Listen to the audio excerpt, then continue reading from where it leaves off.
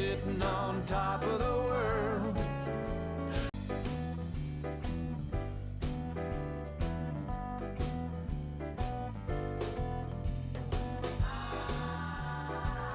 I got a hand-me-down dog.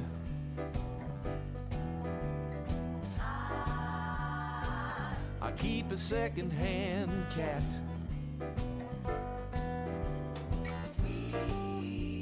We all live together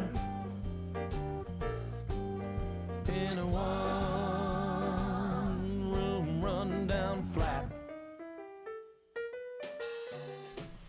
All right, welcome to the stream. Hey, Doc. Ugh. Thankfully, most of my wiring is already here. Let me just hook it all up. So you can see I don't own this game. I'm running a ROM, but that's okay.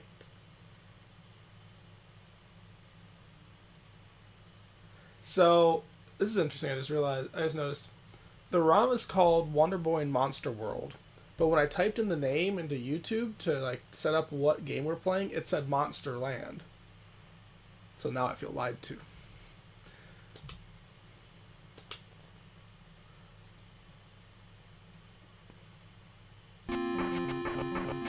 Alright, I'm going to turn the audio down a little bit.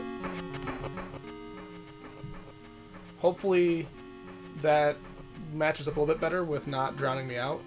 As I'm talking this volume, let me know what you think, Doc. Because it looks like the game's about 50% my voice right now. I'll take that as a good thing here, all. Okay. So, password. Okay.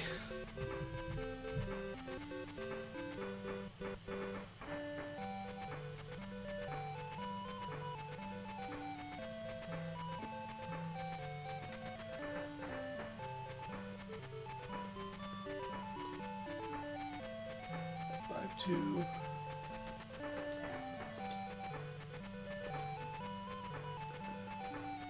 So half of the stream will be me filling in this password.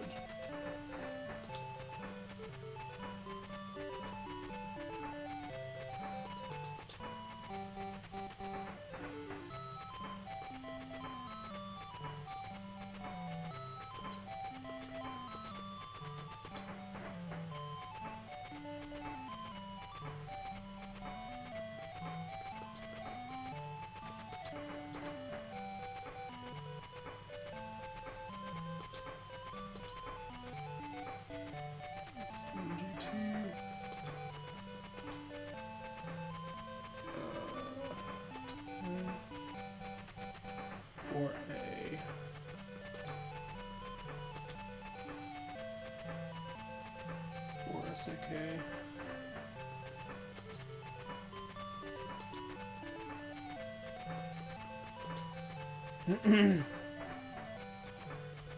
Well, it kind of illuminates a little bit of probably the motivation why the memory cards in like N64 were so small. Because, I mean, this is state data for the whole game for me, right? And it fits into this. Which, I don't know, let's see, there's what, 2, 4, 6, 8, 10, 12, 24, 35 different characters.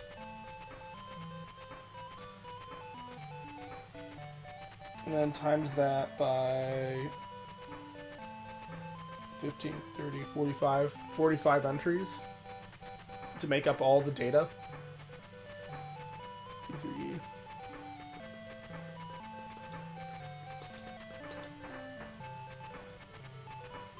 6.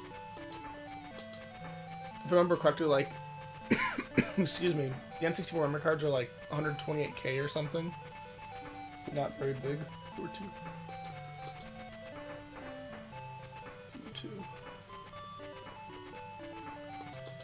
Back when you weren't storing just like text files, but you were storing probably a snapshot of memory, maybe compressed. Alright, so where are we at? I'm not going to open up the inventory menu right now because I'd have to get up and press a button on the hardware, and I'm just not going to do that. I'll have to eventually, but I don't feel like doing it right now.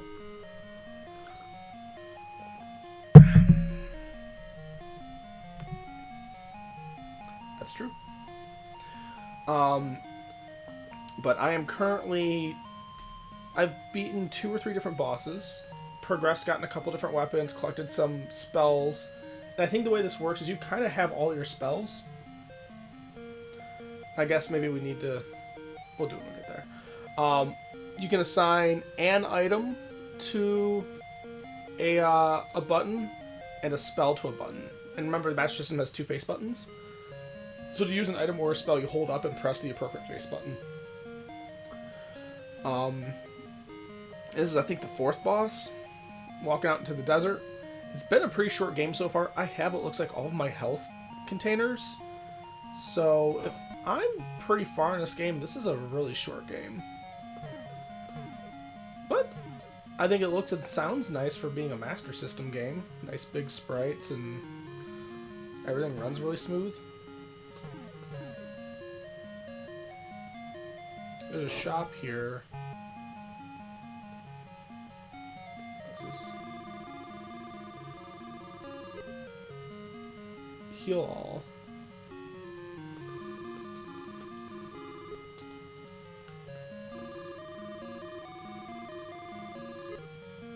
Heal more.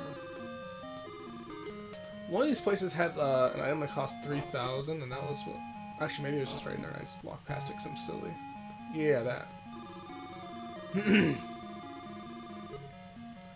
Elixir's 3,000, so that probably refills my magic. I will purchase that. Yeah, I thought about that. So, here's what I know. That button, I believe, grounds a pin in the cartridge slot. That's all it does. And then that pin's connected to the Master System compatible hardware in the Genesis. So you could either physically modify the base unit, which is doing the pin conversion for Master System games, which I'm not super excited about that. You could have another cartridge shim sitting between your base system and the console to do the grounding. Or you could attach something to the expansion slot on the side of the on the console, which I believe has the full system bus. So I think you can get at the signal there.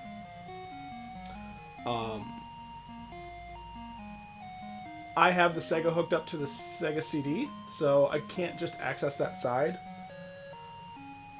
I kind of briefly pipe dreamed about the idea of doing a mod to the base station and adding a pair of 9-pin connectors, basically, doing a little bit like a voodoo thing where you pass through back to your cartridge, or back to your regular controller plug, so that it would, pass through all the signals. And then for the start button on the Sega controller, you need to decode some amount of the serial logic, or I think it's like a button select signal or something that goes on. Because it's not just a high-low, it's like doing similar like a keyboard where we might do a row or column select, and then iterate over what's going on. And you'd have to have a little bit of smarts in whatever's looking for that start button to detect, start's been pressed. Let me do something. So I haven't seen any amazing ways to do it. And what steers me away a little bit from just adding another shim underneath the base station, which I think honestly would be the cleanest solution, is that I have my Genesis on the Sega CD Model 2 thing, so it's already stacked up a little bit, in an entertainment center. And then that has kind of a regular Genesis cartridge-sized base cart, which is the third-party Master System compatibility thing that I have this Master System EverDrive in. And then I've got the EverDrive. So we're already 2 carts high on something that's sitting on the Sega CD, and it's kind of tall and precarious. And I don't really have a lot of clearance down there, so I don't have room for another cart that exposes this. So I haven't made any strides to move forward with it. I just stand up and press the switch on the thing.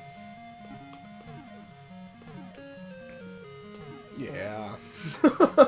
It's dumb. At least with Wonder Boy, you don't go in your inventory that much. Because, I mean, like, that button was on the original Master System, so, like, they had to do this, too. It's probably just designed to be like, look, we need another button. Press it once in a while. But, you know, don't sweat it. Yeah.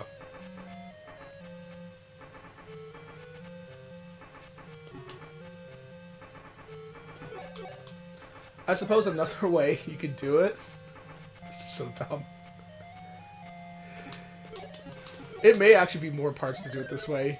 You add an IR receiver that flips the switch, and then you build a little thingamabob into the controller itself to look for the start. Actually, you don't even have to look for the start signal on the controller at that point. You can just react to the switch and have it trigger an IR signal from your controller to the receiver.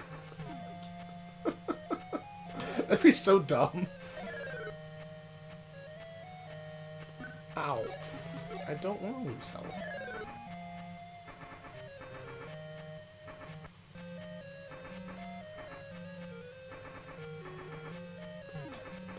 So I'm skipping over a bunch of places here because I've already gone in there and gotten the health upgrades and stuff.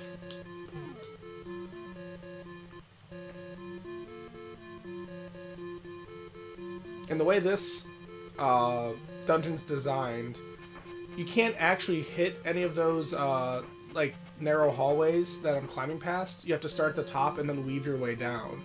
And as you start walking across, it's going to automatically deploy bridges to allow you to cross. And I've found it's probably most beneficial to just avoid the enemies, because trying to fight them, you're going to take damage. And my goal at the moment is to minimize damage I take. Okay, I don't want that. I already got that. You can see, like, we're just going to be making our way, weaving our way through the dungeon. Oh, dang it! I didn't hold down long enough, because I'm really good at video games.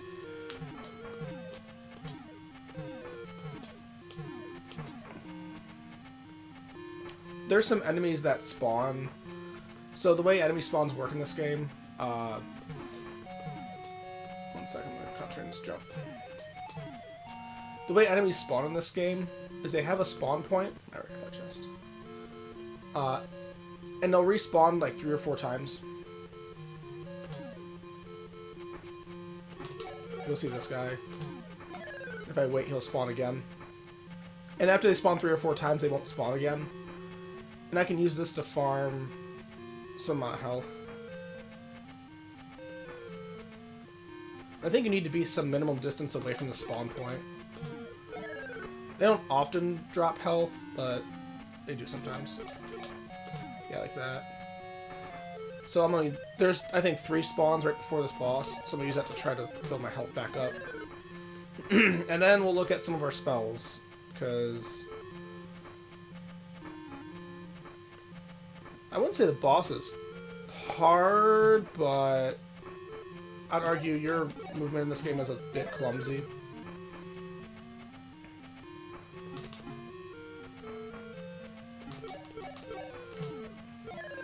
My first strat might be... I have a fireball attack that automatically homes in on the boss's damage point. I might spam fireballs, and then once I run out, use my elixir, and then spam more fireballs, and then figure out what to do from there. Well, I thought I got more spawns than that. I guess I don't.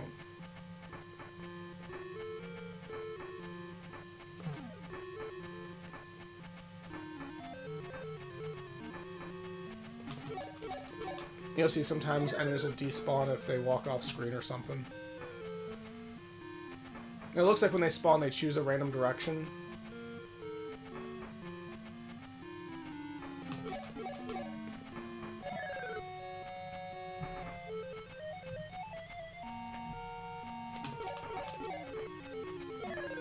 I may not get any more hearts out of this.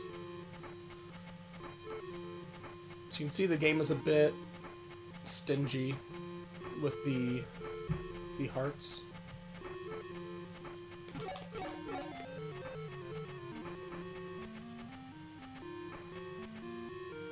This might be all the items I got.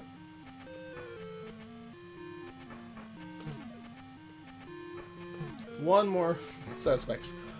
Okay, let's figure out our loadout. Something else that makes me kind of nervous is that button is on a cartridge, so I have to like grip the cartridge and press the button. I'm always afraid I'm going to jiggle it and lock up the system. Alright, so. I always forget which button select, which button is go back. Magic. You see I have a couple instances of Firestorm here. That's what we're going to rely on. In our item.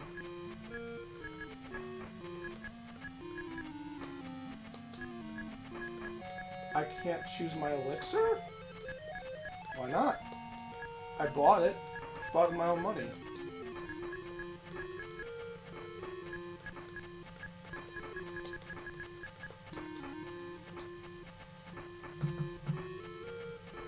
Maybe it automatically does stuff? I'm not really sure. I assumed elixir was for magic. I might be wrong. Let's look it up. Let's look up the manual for Wonder Boy and Monster World.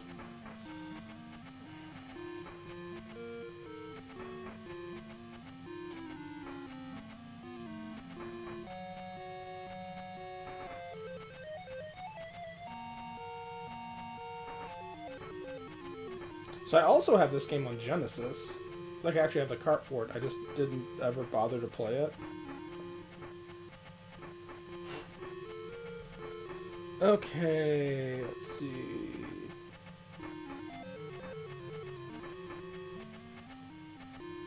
Items. Elixir. If my vitality meter runs out, this item instantly restores all my vitality and gives me another chance. Let's go used. It says elixir can only be used canoe. That's probably supposed to be once.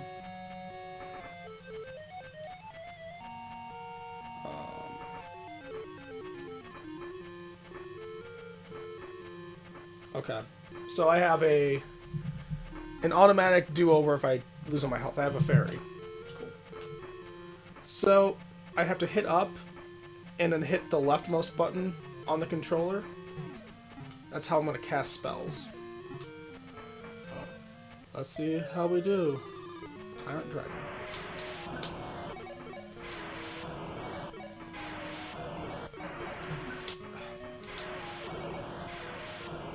Having to face backwards makes this a little more annoying.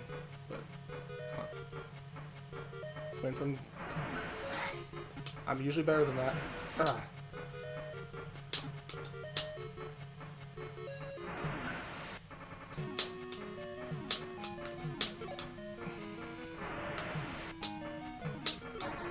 Yeah, I did it. Okay, that's all I need to do.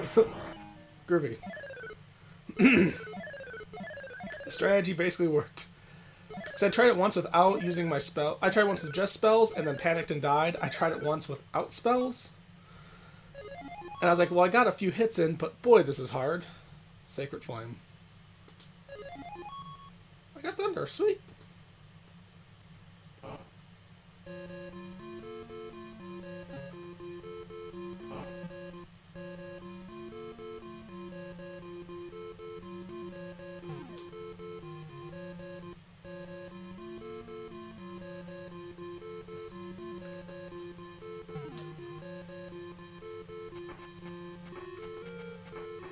That's probably gonna take me back to the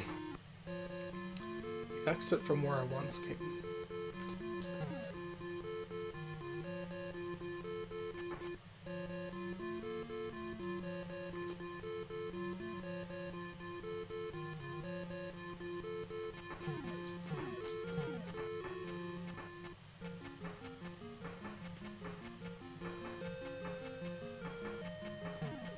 Oh, this is different.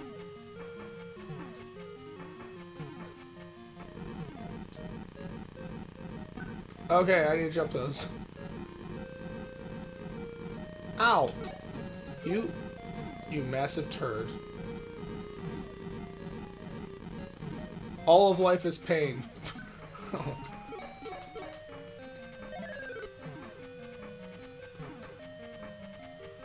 Ah.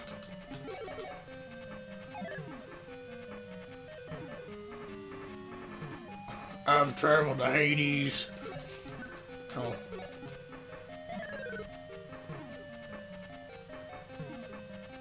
You kill a tyrant dragon, all of a sudden everyone's pissed at you.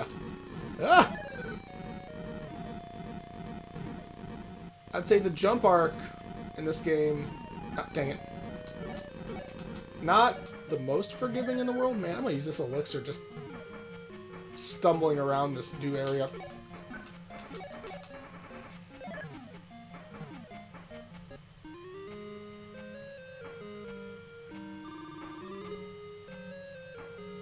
Begonia, a dragon village.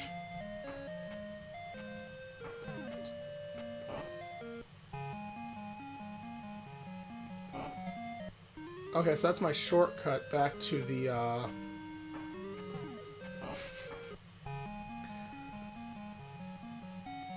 So, this all links back to the town.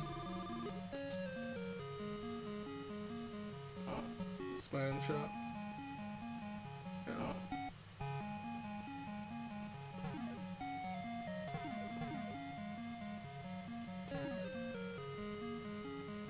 The very first boss... I mean, this could be a game that's built for a younger audience. But the very first... Oh, this weapon shop's not open. It wasn't open before.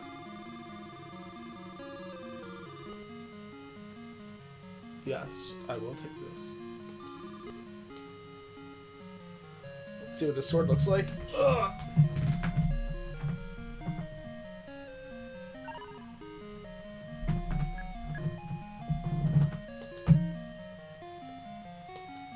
Excalibur! This also lets me have a shield again.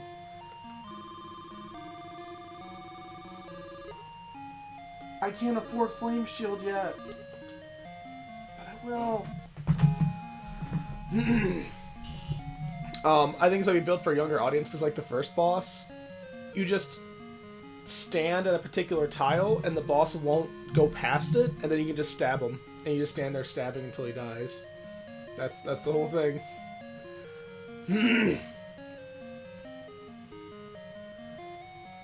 So I had a shield in my inventory, but because I had the trident equipped, which had the best attack, I didn't have any benefit from the shield.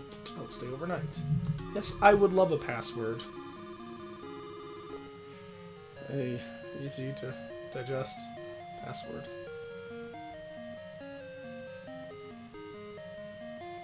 That feels kind of good, because that means that if I accidentally lock up the system trying to press the inventory button, I won't lose my progress.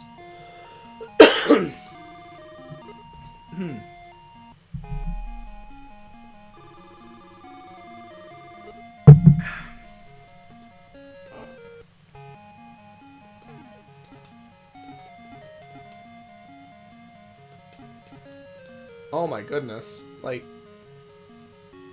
I don't envy the old bad days where it was on you to write down all your passwords yourself, and good luck to you if things go rogue.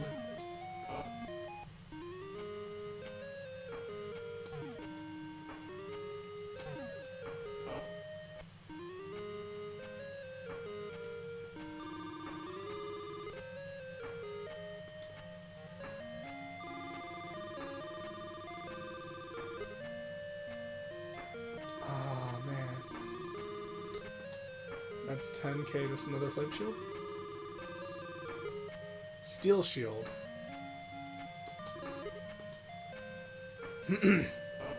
It's better than what I had.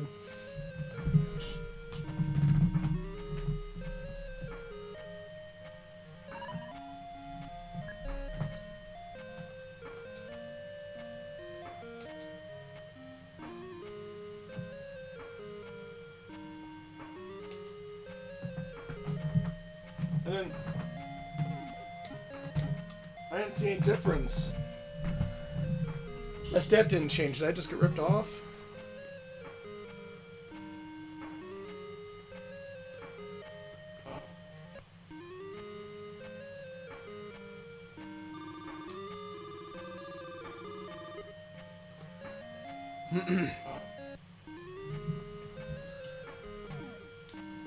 We'll deal, you know.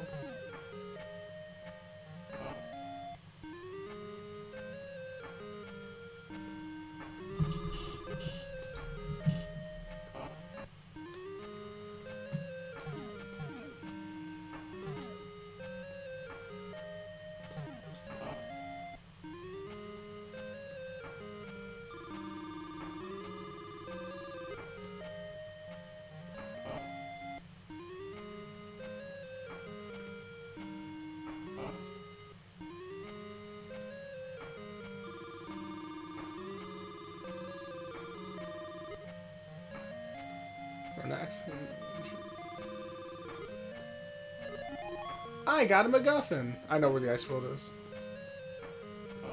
Because I looked earlier.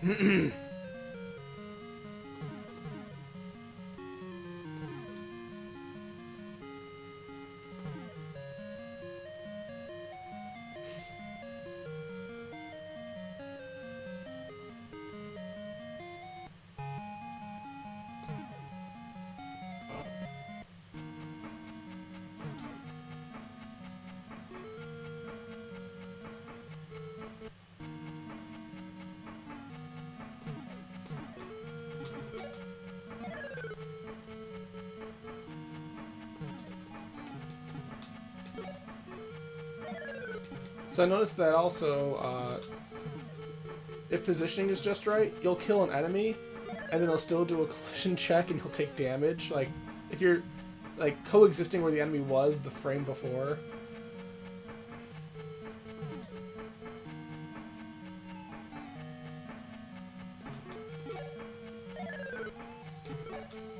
It's either this or the next one. I think it's this one. Yeah.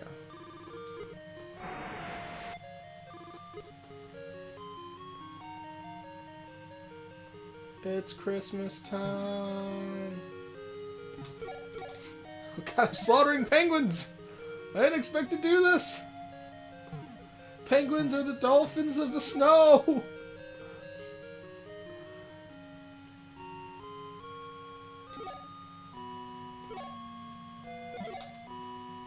So far I haven't hit any ice physics, so I got that going for me.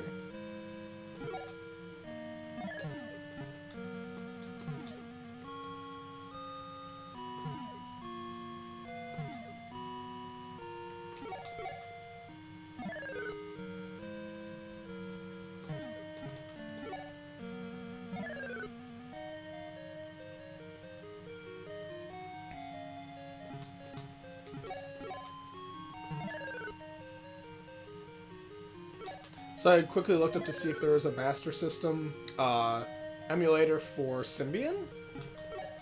And similar to a dude that did an NES one I'd looked at, it exists, but I think it only works on like S3, V3 at the earliest. It's like the N gauge couldn't be used. Like the N95 theoretically could. It's also not supported anymore, and I don't know where you'd find a download for it. The dude kind of took down all of his Symbian work.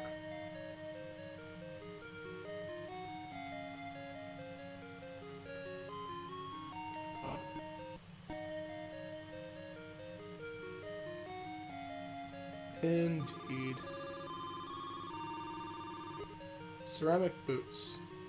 I can barely not afford them. Let's go kill a couple more enemies.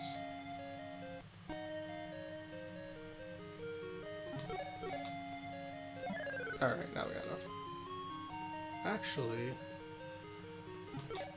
I'm gonna want my flame armor too, so I think we're gonna go penguin hunting.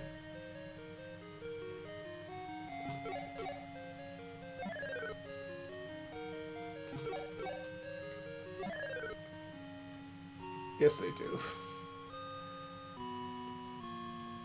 I had a thought that, like, kind of, do I want to play any video games on the cruise, and if so, what would I take? I had thought for a passing moment, maybe I'd take the N-Gage, because there's a bunch of built-in games, and that might still be the choice, but it would have been a lot more persuasive if I could have thrown on an emulator, because, like, there's a couple cool Game Gear games that I've converted over for running on the Master System that I can show later, but it would have been nice to goof with those as a break from traditional N-Gage games. But since can't do that, and I really don't want to game on the N95, because it's a traditional keypad, it's not amazing. I don't know. Maybe I take nothing, maybe I take an N-Gage, maybe I take... I thought about maybe the Nomad, so I can pick a couple Sega Genesis games. I don't have a Game Gear anymore, though. I got rid of the Game Gear because I really wasn't playing it, and I was scaling stuff down.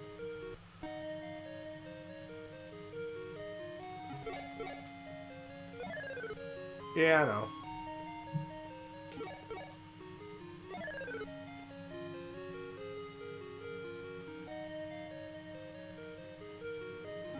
I mean, when scaling stuff down, like, you're not picking all the things you don't like to get rid of. You're picking the things that you like, but you're just not doing enough with. Like, the ColecoVision was one of those. Like, I think the ColecoVision's really cool, but I just wasn't playing it at all. And it was sitting behind the queue of the Genesis, the Dreamcast, the Saturn. I kept those because those are pretty easy to store, and I like those more. So I could potentially load something up on there. I wonder if 999. No, you have to go over 9,000 because that armor costed 10,000.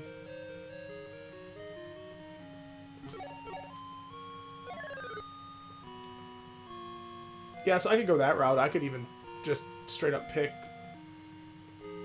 a PSP game or something that I hadn't tried playing yet. It's also going to depend a little, like, what my mood is for playing games.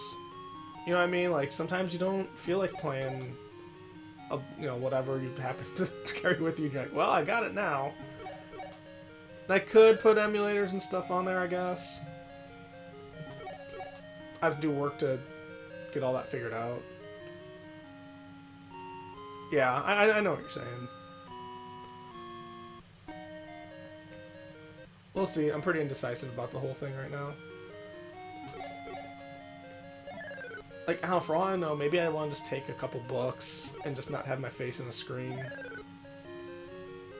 Because I could easily overpack for that sort of thing and just be hauling around a bunch of tech shit on a boat that I never give any actual time to use.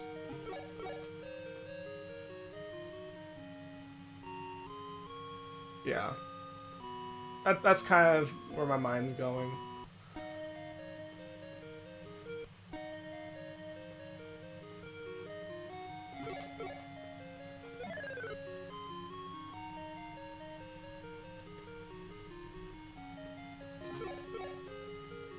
Another hint to me that this is probably built for a younger audience. I mean, aside from the art style and the relatively low difficulty.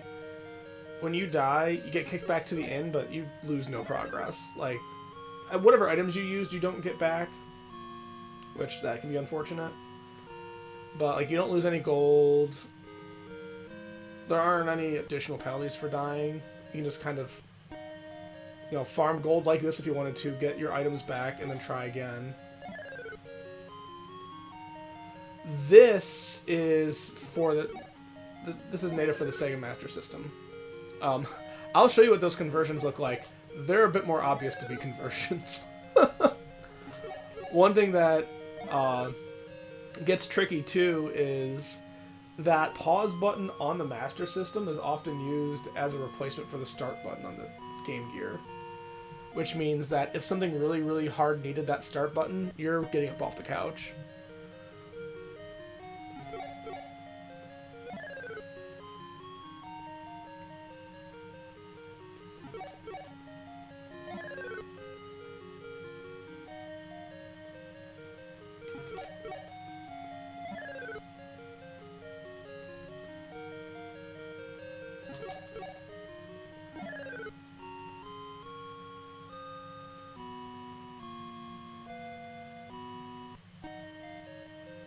Yeah. I kind of wish that Wonder Boy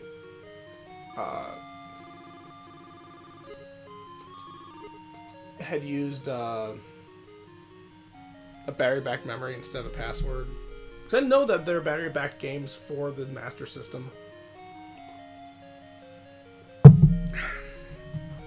I mostly just don't like putting in the password.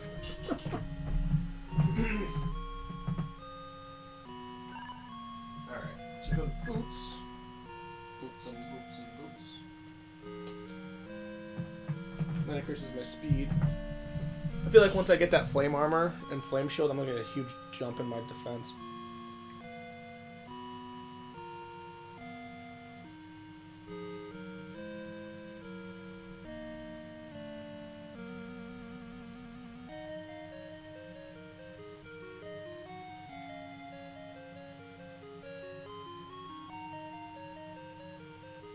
Game coding complete.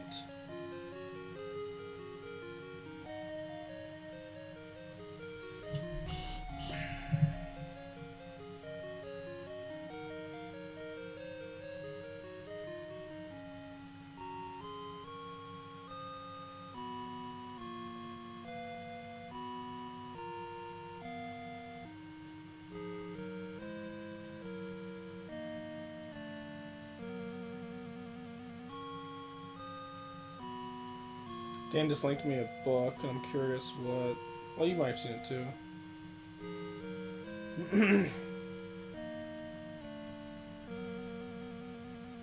I'd like to look inside and see what chapters it has.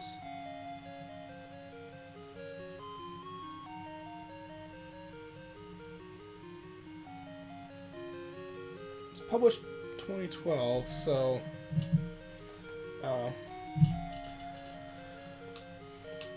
I probably don't need a book on the basics of game programming, but occasionally, like if there's something I can refer to someone else to read, maybe it's useful to them.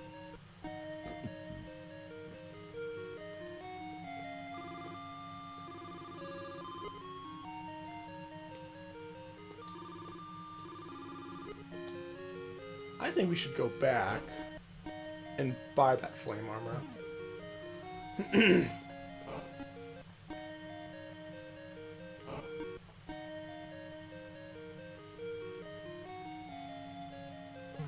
So you've kind of seen the pattern of how these different areas are laid out. Is you'll have kind of a wilderness area for a few different sections where monsters freely spawn, and it's pretty linear. And then it'll terminate at a town, and then close to that town, maybe another area or another section away, is the entrance to the next dungeon. And then once you do that, then it opens up the next wilderness. This is the second like little teleport thing I found. Like before, you could kind of find the locked door or see the blocked path that will get unlocked because an NPC just said it is now.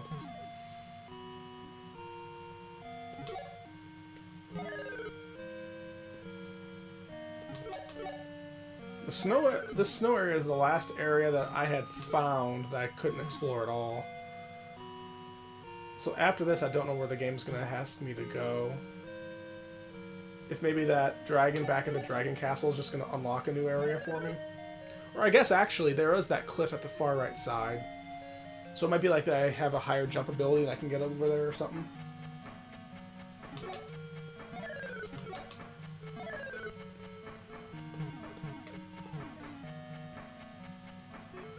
Why buy the knight armor? I can buy the flame armor.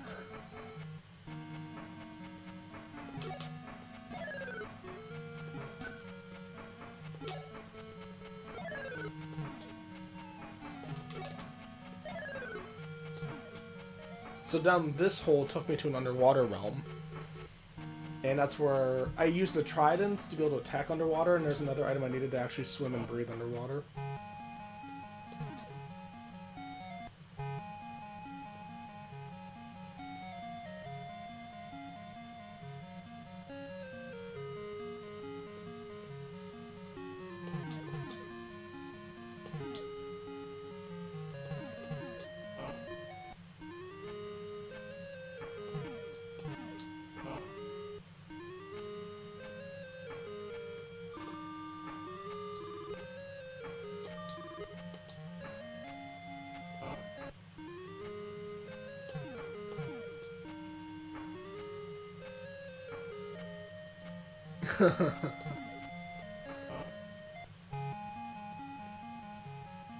Let's see how much this increases the things.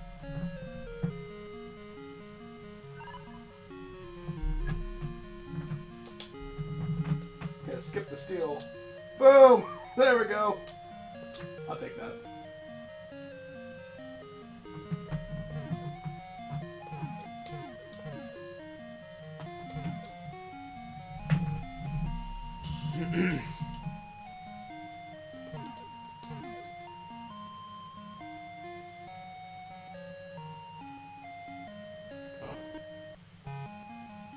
That's a set that hasn't been high for a while.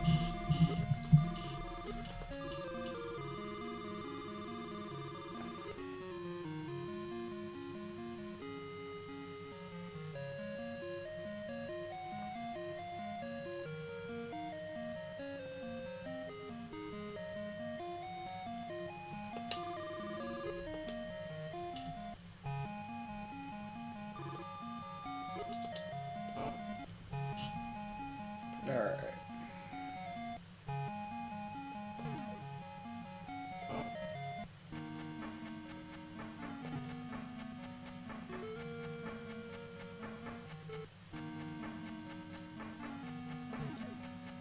Oh dear.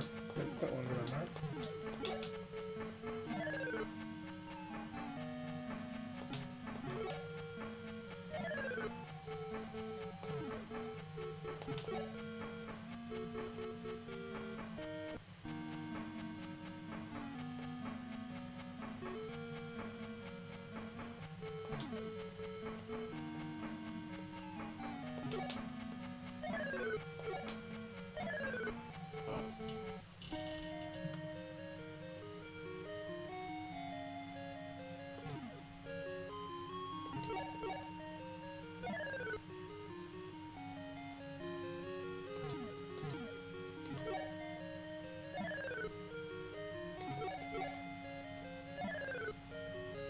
I gotta imagine I'll easily be able to afford the flame shield once we're done here.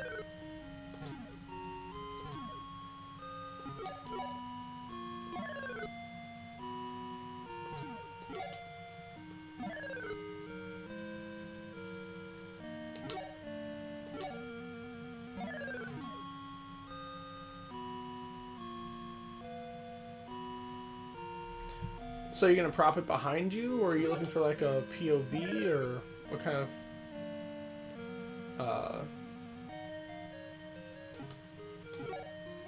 of footage are you looking to get? I don't know if you're trying to get like a perspective on where the ball's landing, or if you're looking for like your own form. I see.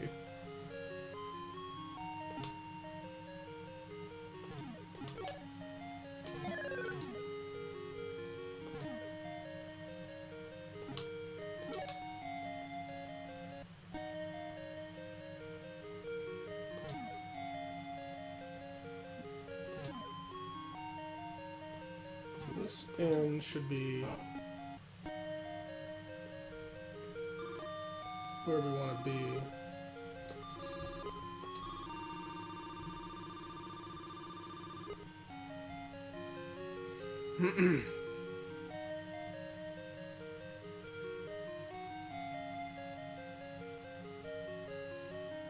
Well, it sounds like you didn't lose a whole lot from when you were bowling in high school if you're still scoring above 150. Because I figure, like, if you're doing 90 to 110, you're basically just doing random stuff on the alley. But if you get to 150, 160, then you're probably trying and you understand basically what's going on. And then, what? 2 to 230 is probably... You're bowling pretty okay.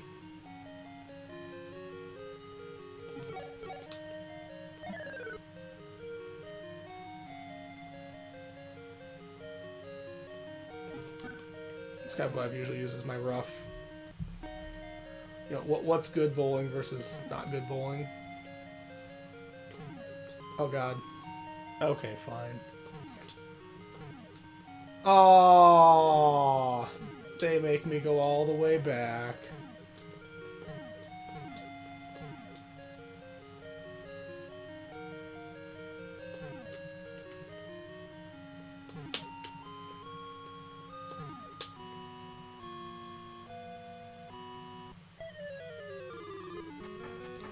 Okay, this is the boss.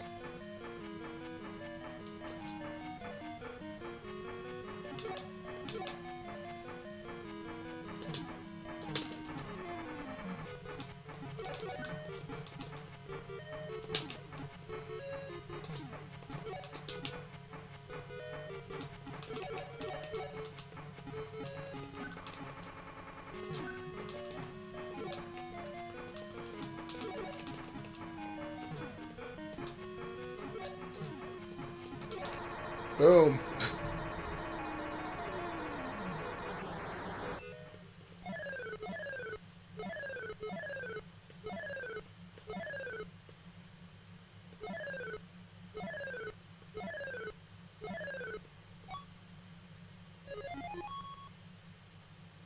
Axe of the Ancients! Axe of the Ancients!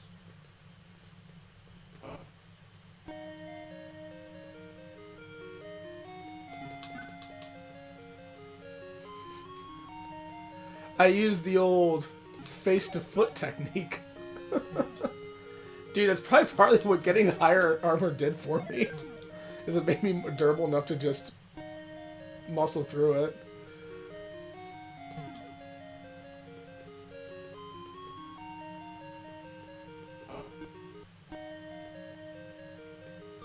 That's also how a lot of this game has gone. That dragon was the toughest boss I had encountered. And that was just because I wasn't sure where exactly the weak point was to properly like jump and hit. And so when I did my spell stuff, like I was just panicking. But once we got that figured out, like right, you saw it was burn through all my fireballs and then use a couple slashes. And there's a whole bunch of spells I haven't even used yet. Sorry, I peeked the mic. Yeah. Plus, I still have my elixir. Like, I didn't use that yet. So I still have an entire other health bar. I wonder if I can equip that axe.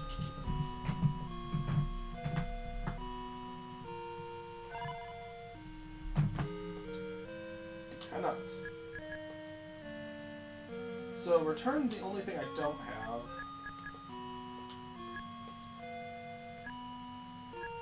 So I guess these are all special items that I don't get to choose to do things with.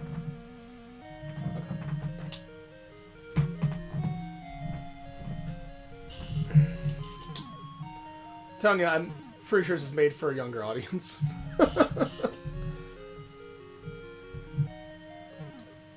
We'll get her flame shield. Then that will be dope.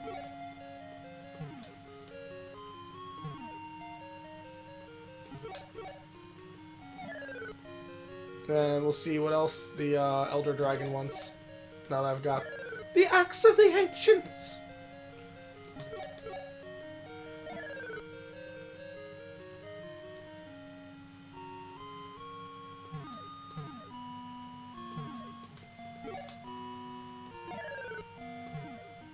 Looks like the OSSC freaked out a little bit there.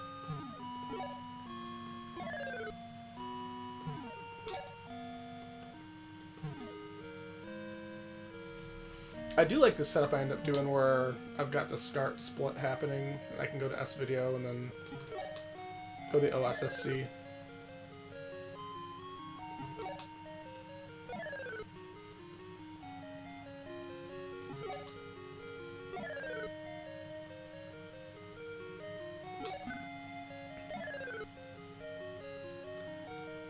So to speak to projects that I'm much more interested in than my audience,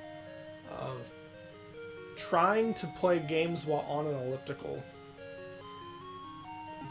I'm getting better at it. I think the biggest thing I need to get good at is having enough endurance that I don't lose my balance, and I'm not so fatigued I can't focus on the game, because that's kind of what's happening right now. But this time was easier than last time. But I mean, both actually, you know, doing the work on the elliptical, but then also balancing myself and working with the game. Because I am so out of shape, I can't be on the elliptical for a long period of time. So an RPG hasn't proven to be as appropriate as I'd hoped. Like, it will be once I'm on there for longer. But I threw in Beyond Oasis this last time because it's still a little less Twitch required than like a true platformer like Sonic. But I can run small, shorter sessions. So I think I got up to 10 minutes this past time. And I'm kind of just trying to build back up to be able to do at least a minimum program length is 15 minutes. So I like to do, like, maybe this tonight, I'll go for 15. But probably once I get to about the half-hour mark, and I can do that comfortably-ish, that'll probably be in a place where I can more readily play a game while I do it.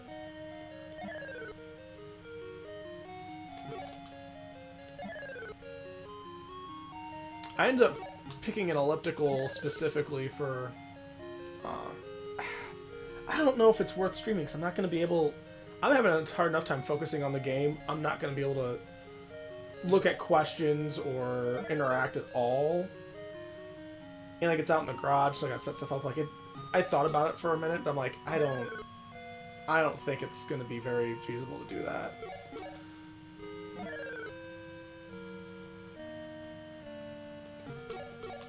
But I ended up picking an elliptical for specific reasons. I'm attracted to it being easier on the joints than a treadmill.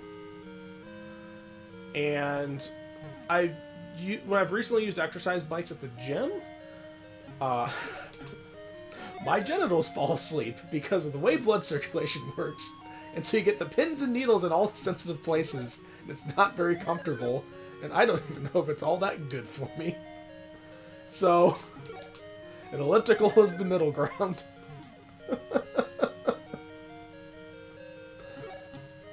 That might be a fat person problem, too. Thankfully, I found that the handles on the elliptical are just attached with a couple Allen screws, so I can remove those. So I don't even have the kind of the tall handles flopping back and forth while I'm using them, because like my hands aren't on them. And there's still a couple handles mounted statically to the center support bar that are used. They have sensors on them for like reading your pulse and stuff. But those are still there, so if I need to hang on to something because I'm losing my balance, I've got that. But I'm not, like the very first time I was using it, I kind of squished my arms in a little bit to get between the handles so I wouldn't, hit them with my elbows. But that made it a lot more comfortable too. So it's like an ongoing experiment where I'm figuring out like what works right. And my hope is that I can be switching out game consoles there as I decide I want to do different ones. The XI is on there right now because I wasn't playing it in the office. And we're going to be potentially changing offices at some point, so getting some of my gear out of there now makes sense. So the XI gets some use. I free up my work desk a little bit. The TV I have in there... oh god.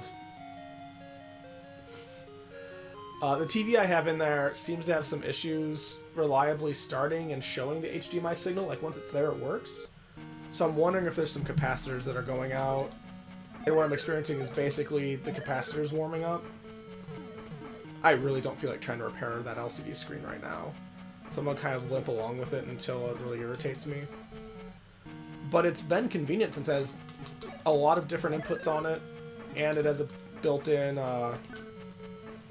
speakers.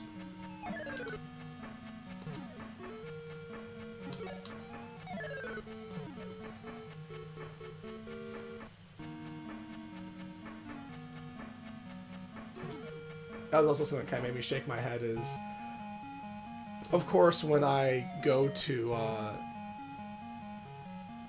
like, set everything up for the first time, the the XI just didn't power on. And I'm like, what's going on? It's like, okay, before this becomes an exercise activity in the garage, this has to be a hardware diagnostics and repair activity. And like I did some quick multimeter checks on the AC adapter. I'm like, yeah, it's not putting out anything. Let's see what else is going on. I looked at the wire and it looked like it had been pinched in a spot. So I was like, okay, I'm just going to take a guess and I'm going to cut the wire below the pinch. And I'm going to measure the voltage there. And that was outputting fine. So I'm like, yeah, I just need to cut around the pinch and patch it back together.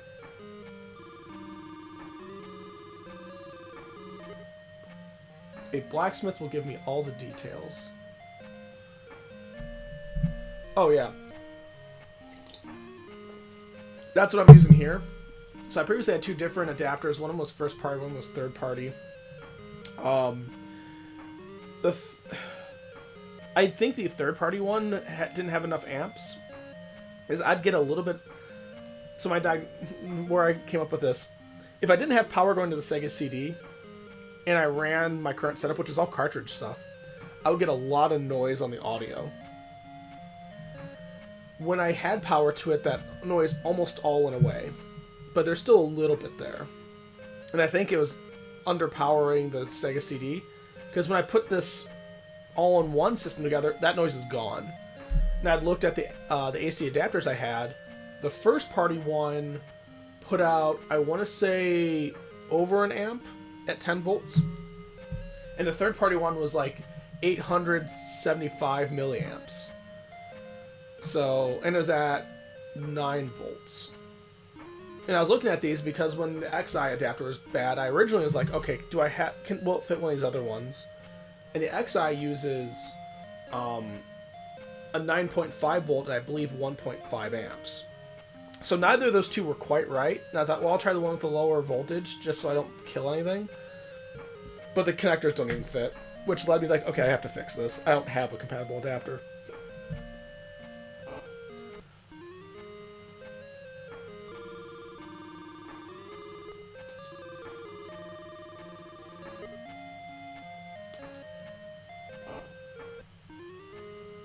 They're making me just go back and forth here.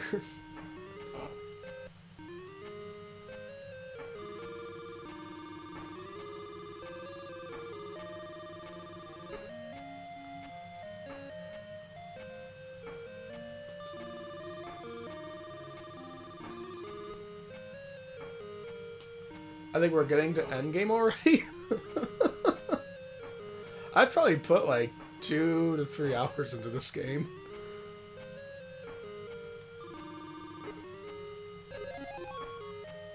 Legendary sword! Oh god. Well, no, what you do, here's what you do. You do exercise with play action football, and you have to use it for the running. You know what I'm talking about. That's what you want.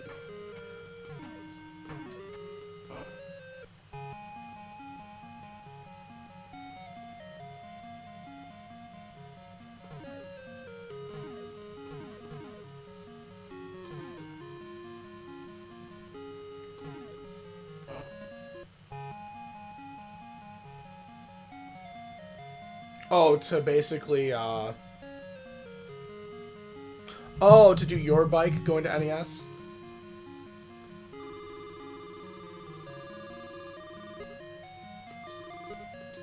Alright, let's start equipping stuff now.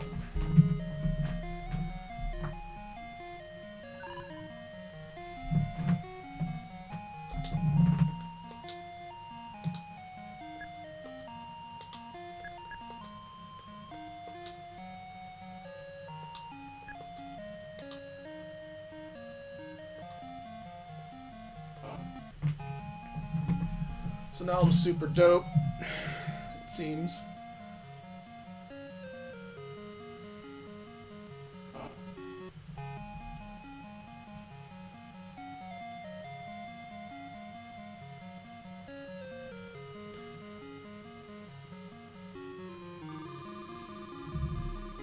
What do you mean by, it'd be an honor system thing? You're talking about with trying to do exercise stuff with Madden? or whatever.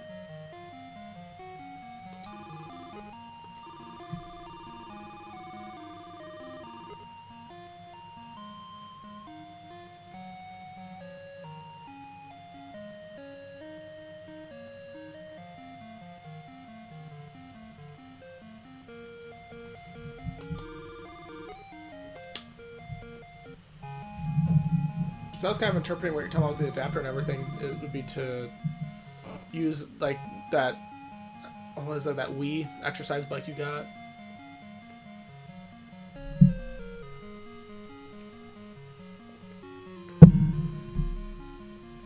Oh. I mean, yeah, sure.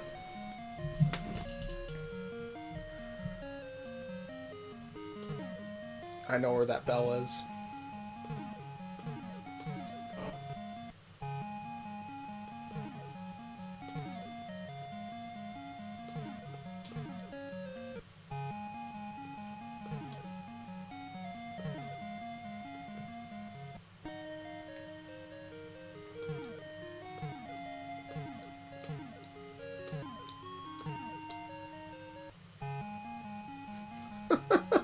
Like, kind of funny. It's like you fall down, it's like you fall back to earth.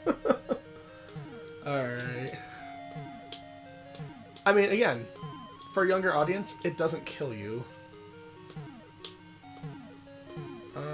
Let's go to the left first. Let's see if there's other stuff. So I'm expecting there's a treasure chest somewhere. Like, one of those paths is gonna take me to a treasure chest. The other one's gonna take me to whatever this final encounter is that they're building towards, which is this cool looking, like. Yeah, that's what I thought. Oh, it's a refill, which that's cool if I didn't, you know, already have full health.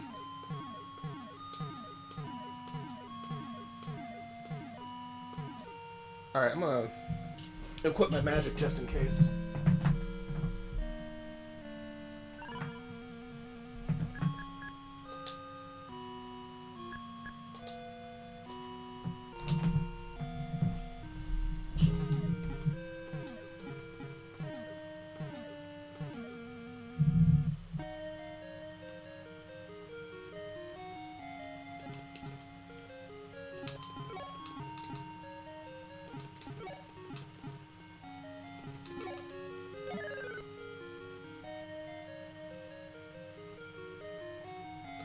So do you think that this, assuming this is the final area, do you think they're gonna pull some trickery? Where it's like, oh, it's a looping castle, or there's an invisible platform you have to find or something. Ooh, there's a interesting spawning bug. The spawn was above the ground, so they would despawn because of the vertical scrolling. And then spawn again, and then despawn because of the vertical scrolling.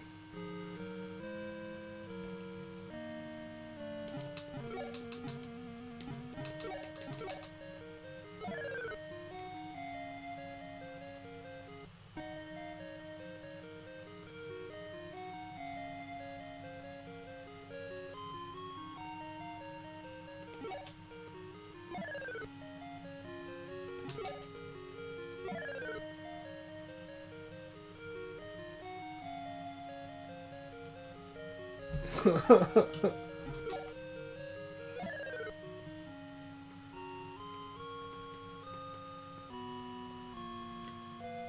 mean, the maps in this all seem pretty small, which maybe speaks to memory constraints on the Master System.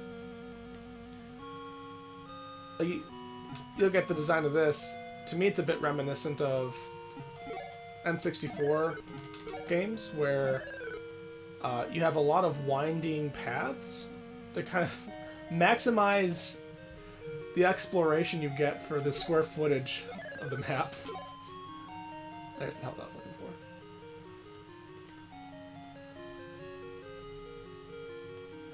Like, you see that a lot, like Banjo-Kazooie. It can make for dense exploration, which is really cool. Like, that's, in my mind, the balance between you know, making an engaging adventure and the tech constraints, like, okay, yeah, we need to make this winding, let's make that worth something. Legendary shield! We're gonna go equip that right now! I went and bought that flame shield, and for what?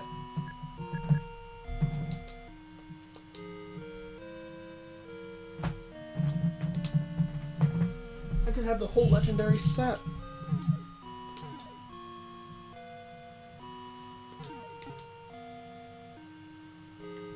I think this would have been a really neat game to have as a kid, right? Like your first adventure experience on a video game.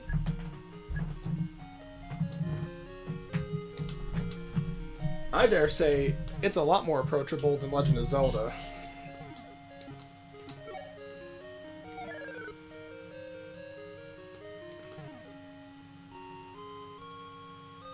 And it might be blasphemous to speak any criticism of Legend of Zelda, but I didn't play it when I was a kid, mostly because it required a lot of, like, that, oh, hey, things are hidden in places, so just go find them, and I mean, I get it, if you're into that, you're gonna have a good time, but, like, that ain't me.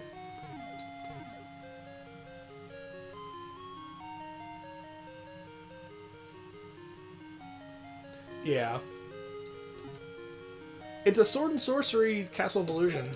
I think that's a good comparison. And you can take it from here, right? You can play the... Like, I can see where you'd play this a couple times. Maybe you missed an item or two, or you were just, you know, that natural kid curiosity to find all the nooks and crannies. Like, you can get a little bit of that still. We got a lot of doors. Okay, I'm gonna see what's all the way at the end of this hall first. Oh, shit, I'm curious. Okay.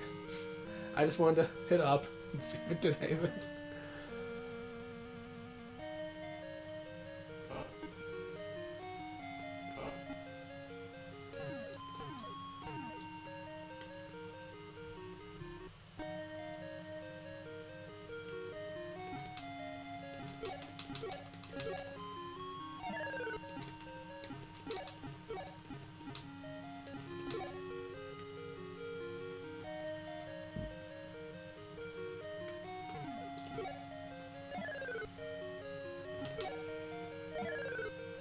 Spawning those bats right near where my status bar covers things up? Not my favorite thing. Okay, that's an up arrow, so that's probably where I'm supposed to go.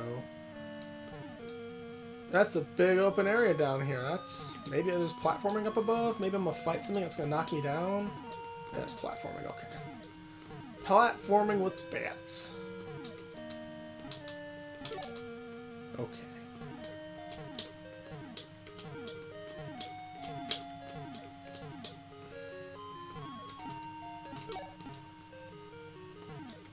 Thankfully, they have a limited spawn. Dick.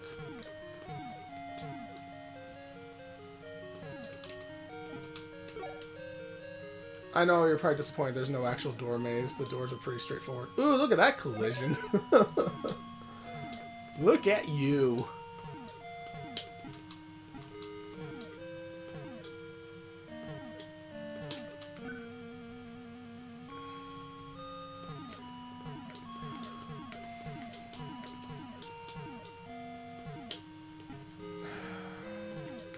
I'm expecting that if I kill that bat enough that he's just gone.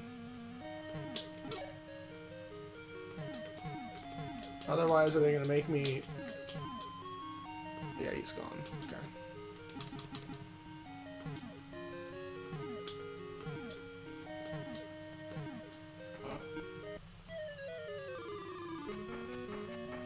Okay.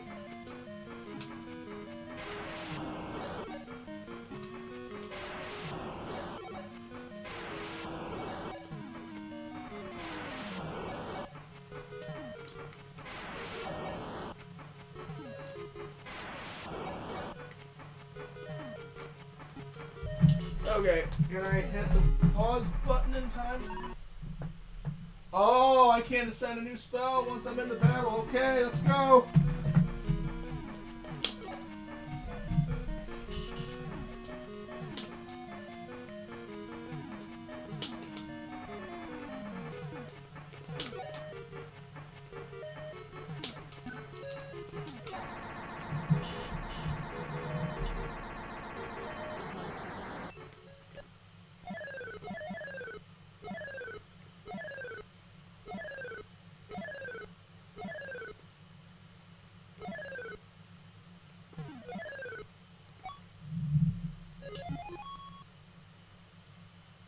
Legendary armor.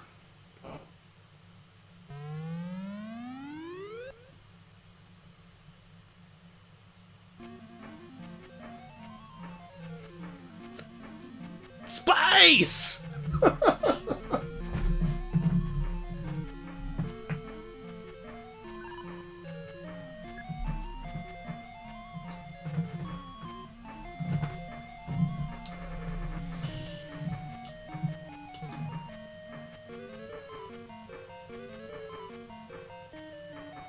Alright, actually, since I don't have fire anymore, I don't think. Yeah.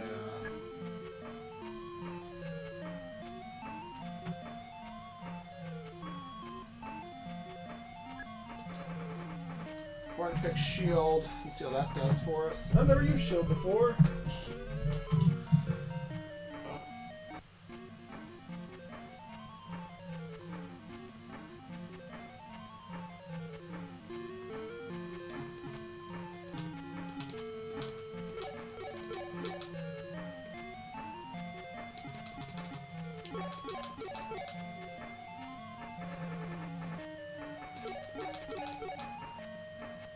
These guys all drop hearts. That's really nice. Is this the path to the boss? Should I be going above instead of below? Yeah, maybe.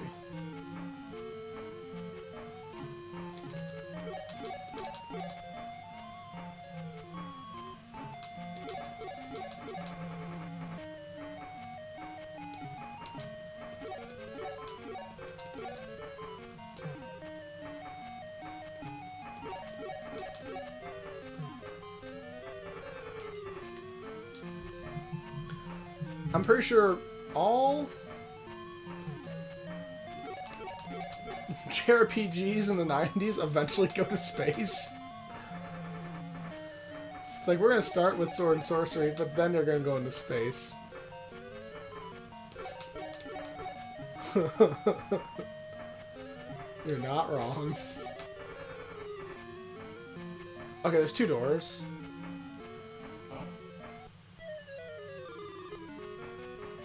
Is this a boss rush?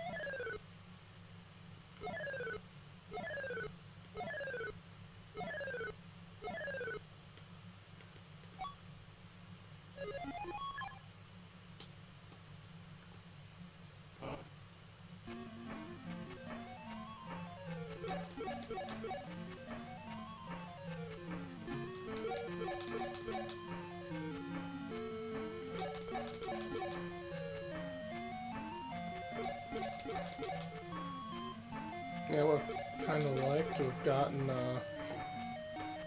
spell fill? Maybe an N?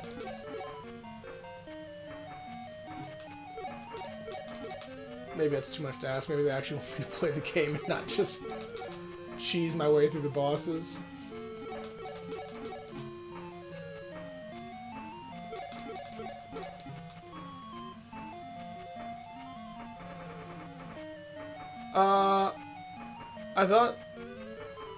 I thought there were money.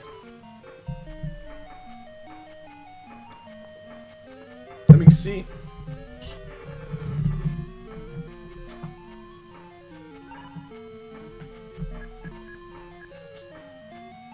Yeah, that was money.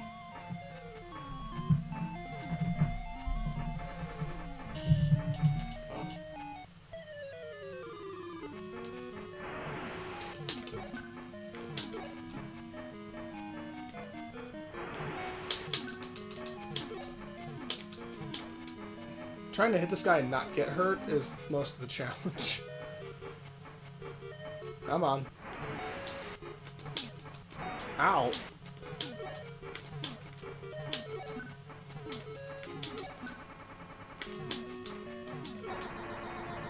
Well, I guess my increased armor and stuff might make this a little bit easier.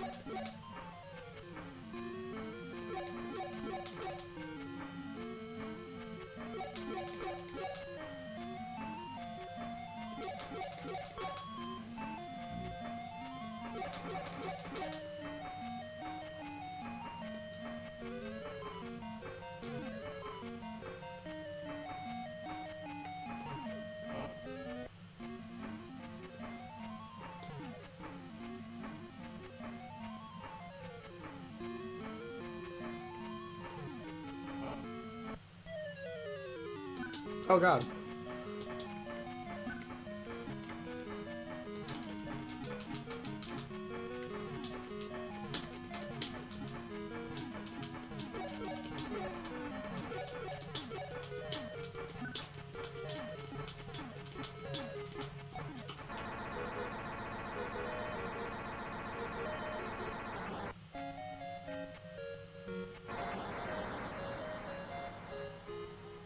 So it was a sort of boss rush.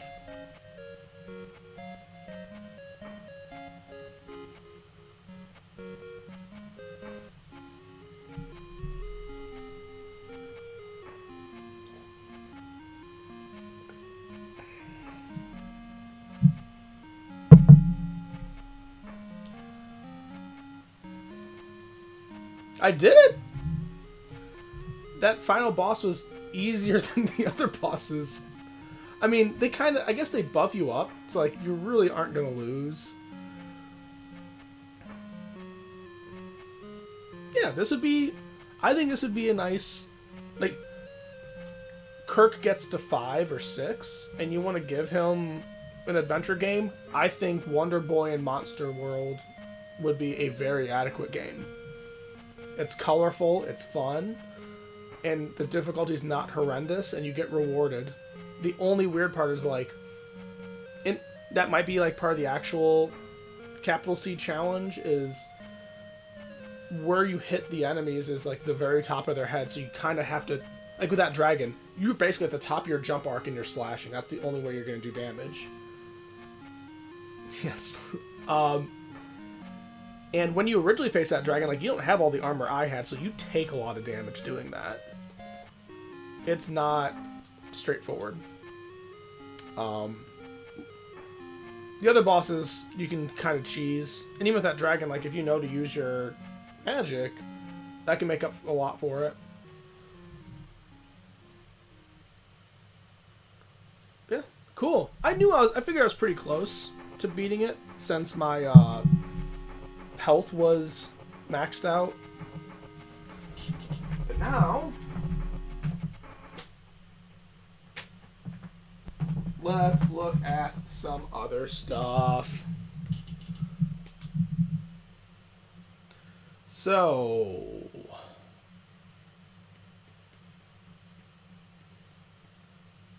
we can take a look at Sonic Chaos. Actually, not Sonic Chaos. Let's do, actually, no, yeah, let's do Sonic Chaos. I was confusing that with Sonic Blast, and I don't want to play Sonic Blast.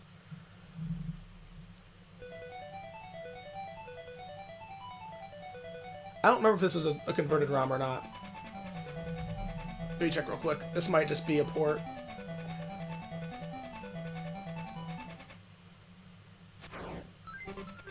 Yeah, this is all full screen. This is probably an actual port.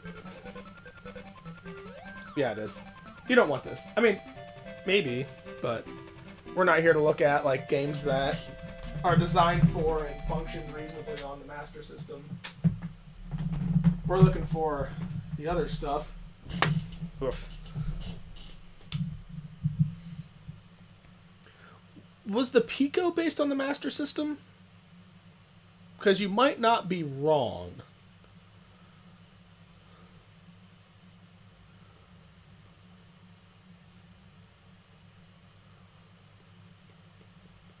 Let's see.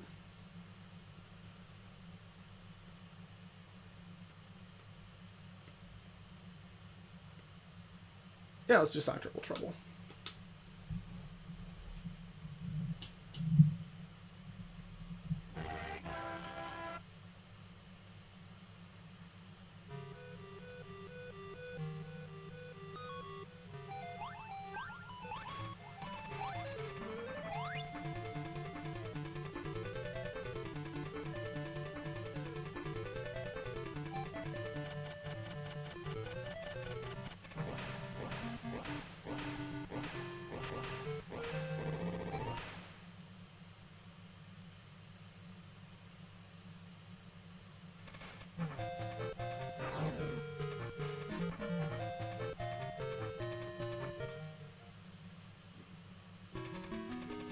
So with these conversions, firstly, a lot of times there's remappings of controls done because they might be depending on the start button and, you know, previously mentioned buttons all the way over there.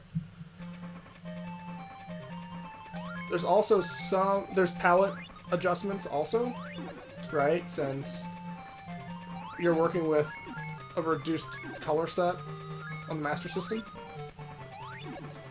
And the other common problem, which I'm hoping we run into here, but right as these kind of iteratively get worked on, the issues will start to get addressed. You'll see garbage outside of the regular viewable area. I don't know why the OSSC is freaking out so bad about this. Because I see like occasionally getting color bars, which I wouldn't expect. But at the same time, it's kind of cool to be like, hey, look, you can play Sonic Triple Trouble on your Master System. Right? A completely new Sonic game that...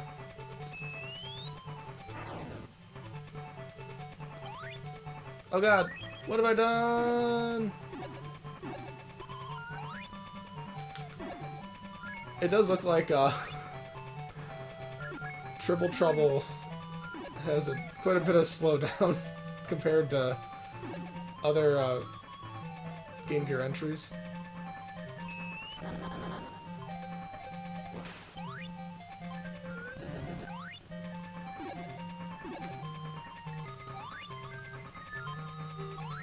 don't know what that down arrow does.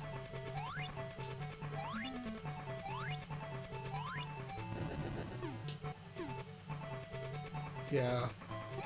I mean, I'm not experiencing the blank out in the screens because, right, I'm splitting the signal to a different device, and so it's rock solid stable for me, but like on the corner of my eye, dang it, as I'm watching what's going on, I'm observing that it occasionally locks out, which is unfortunate.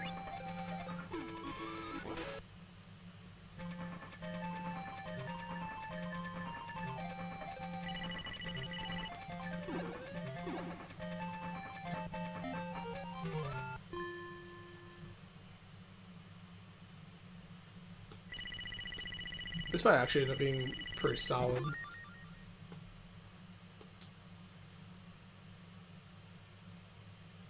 You see a little bit in the upper left-hand corner when we load one of the act things.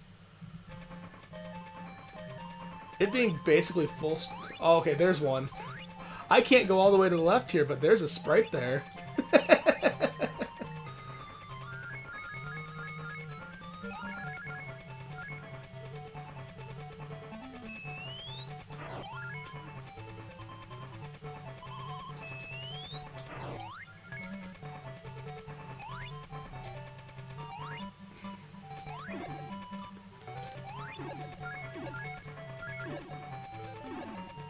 I have a lot of respect for the Game Gear Sonic games. I guess I should say the 8-bit Sonic games, because, right, Sonic was used as a... oh, dang it! It was used as a... let's say a poster child, I guess? Like a statement of, like, look, here's why the Sega Genesis is... Rocket shows! Rocket shows! It's like, here's why you buy a Sega Genesis, right? Like, you can play games that you couldn't play before. And it's like, well, the Master System could do quite a bit, man. Come on. Look at it. It's not as fast and vibrant as the Genesis version, but you can still get the core gameplay in there and make a competent platformer. And I find it more comfortable playing this on the TV than playing it on the Game Gear.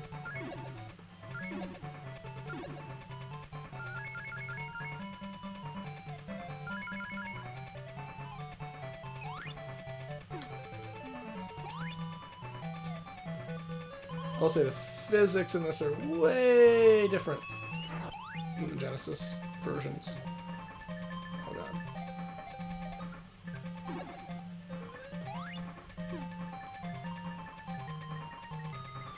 Yes, it is.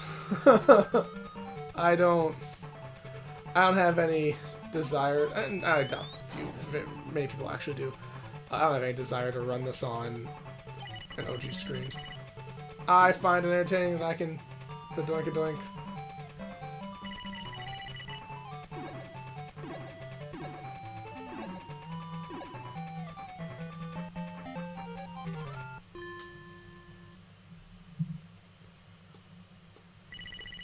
I actually haven't played much of any Triple Trouble. I started this before and I'm like, oh cool, Triple Trouble works, and then I put it away.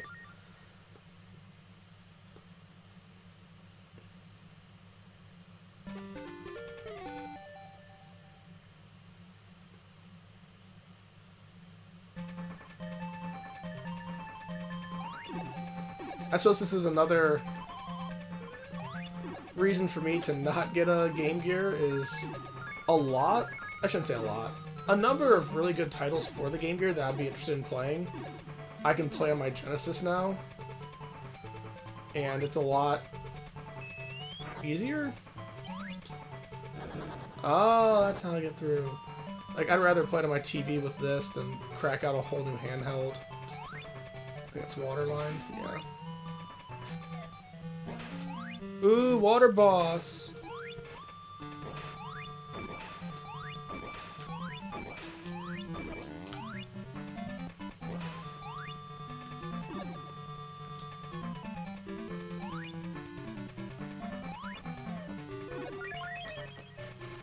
You dicks.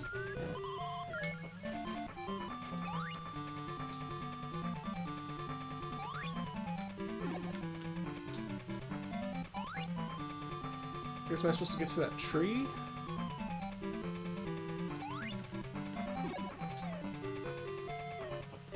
Maybe I'm supposed to get on top of them.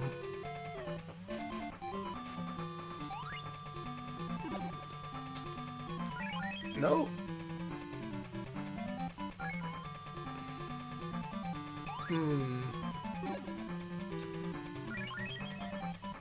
So I'm not colliding with the tree.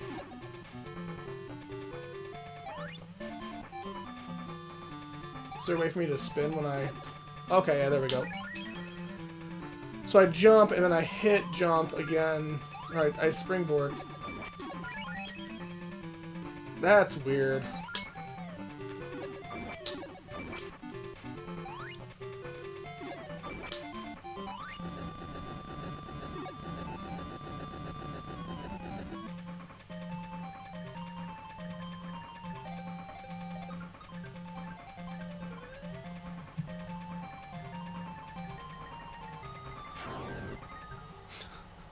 And then the screen fills with fire.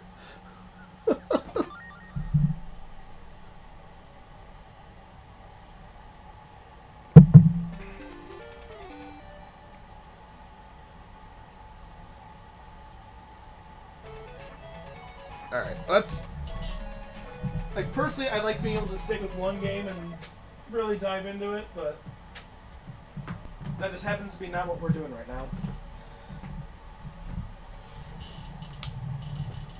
So, a game that I know demonstrates what I find to be the more common experience with these conversions is Defenders of Oasis, the Game Gear RPG based on Beyond Oasis. I mean, most obviously you can see where the text is generated off screen and then faded in, which, sure, fine. Then I gotta hit the button to do start.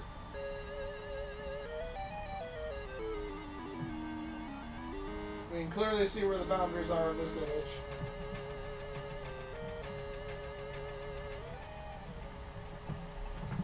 Let's do a...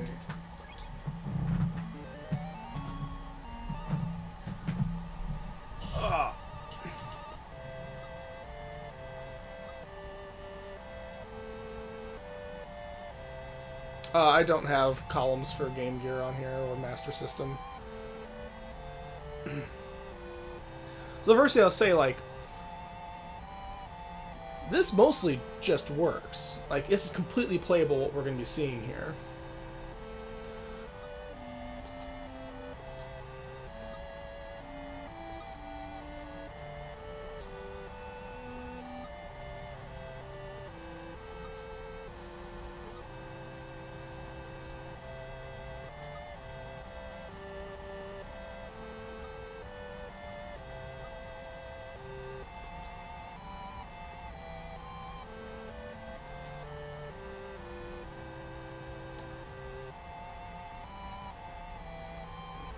Defenders of Oasis, worthy game.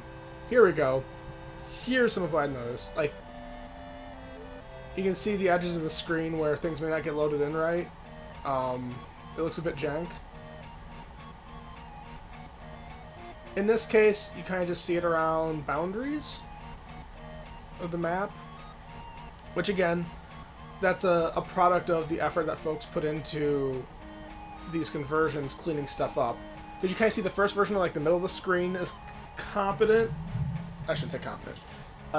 You can see what the hell's going on, and then everything else around it's junk. And then as, you know, me, like, going through a couple different games and seeing as people revise, like, that bridge probably isn't supposed to be on the far right. You'll see them, like, identify the big areas where there's a lot of distraction and start to clean that up and expand the draw borders where they can. And sometimes the game logic or the update logic is relying on those boundaries to hide assets, like you saw at the beginning of Triple Trouble, or they've got stuff keyed off of scan lines, basically, for when the screen starts and stops, and so trying to move those borders out introduces bugs. But, like, even if a little bit of jank, like, you could sit down and play this. You could get to this story and enjoy the whole game. A game that... I should say a set of games.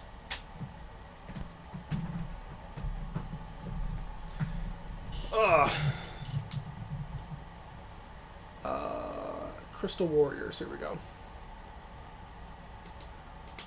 Crystal Warriors is a grid game. And we all love grid games on this channel.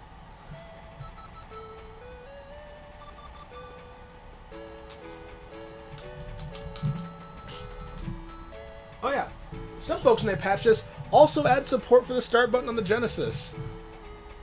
That's pretty sweet. And I've already played one round of this.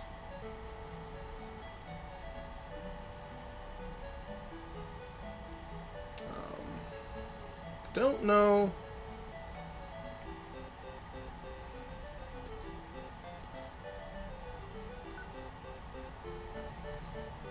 Also, oh my goodness. Royal Stone is Crystal Warriors 2. and that was only Japan only, but there's a translation patch baked into the SMS conversion. They took this and just ran with it. Like, it looks so much different. I forgot that.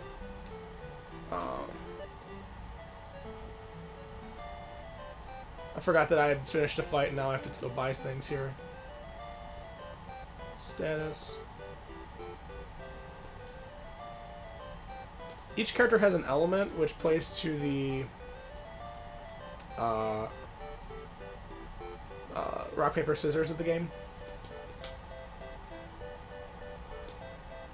He has a sword. Let's buy nothing.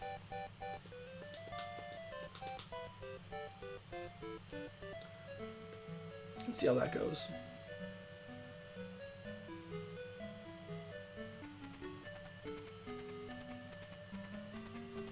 Yeah, you can see where there's some artifacts with drawing parts of the map. Just because there's stuff that's kind of in some sort of a buffer that isn't getting cleared out as we scroll. And it could be a little bit weird, like... It looks like my party's on this other side. But, oh, it's actually completely different. Because, you know, right, because the map's blending together. It almost kind of reminds me of, I was watching a YouTube channel called, what is it called, actually? Now I'm blanking. I've probably linked stuff from them before. Displaced Gamers.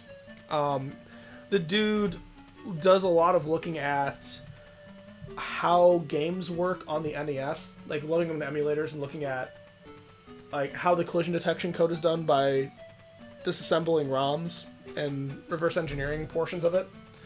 You know, look at right the design of the code and like some popular exploits and why those exist in the code, and then relate that back to how the NES works and kind of that whole loop. And one thing they talk about is how at some points how scrolling works on the NES, where you've got basically this block of memory that represent, you know, like you need for scrolling, like represents where you're looking and what's around you, and then those tiles, as you reach certain barriers in, like, you know, the camera code, are going to start loading new tiles and drawing those based off the state of in-game objects. And so I think like what you see here is,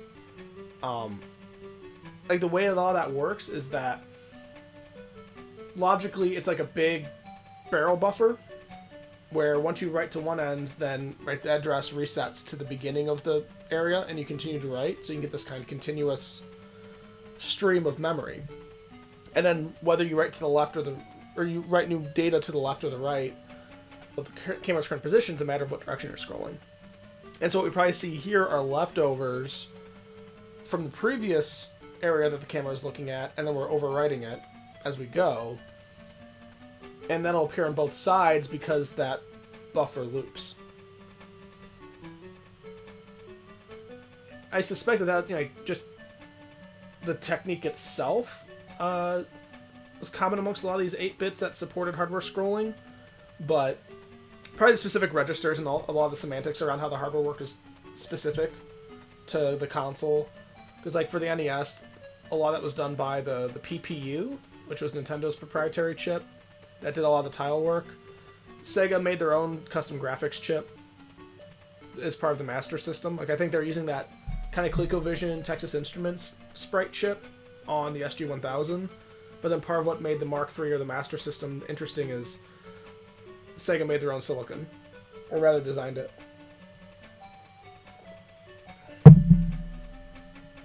I would say I might be talking on my butt now, but I think that is inspired by at least one of their arcade boards.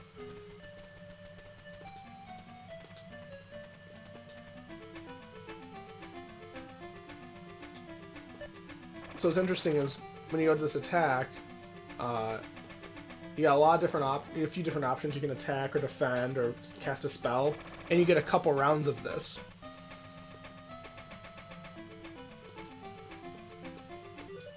Yay! Oh, to the monster.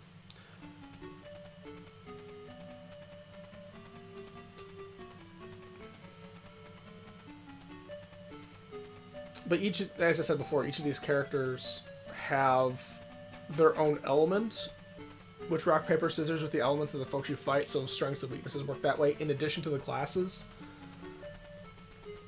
I haven't played this a lot yet.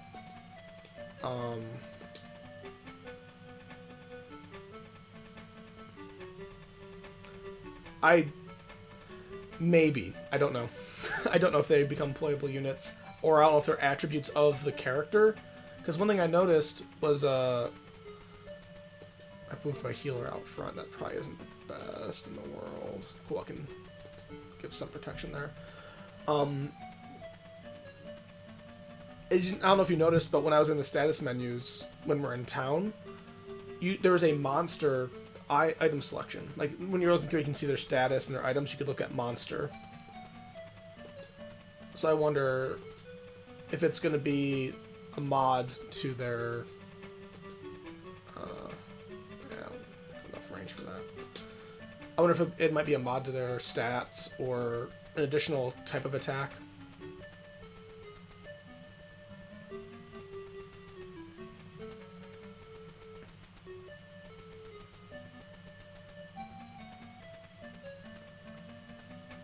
Neat.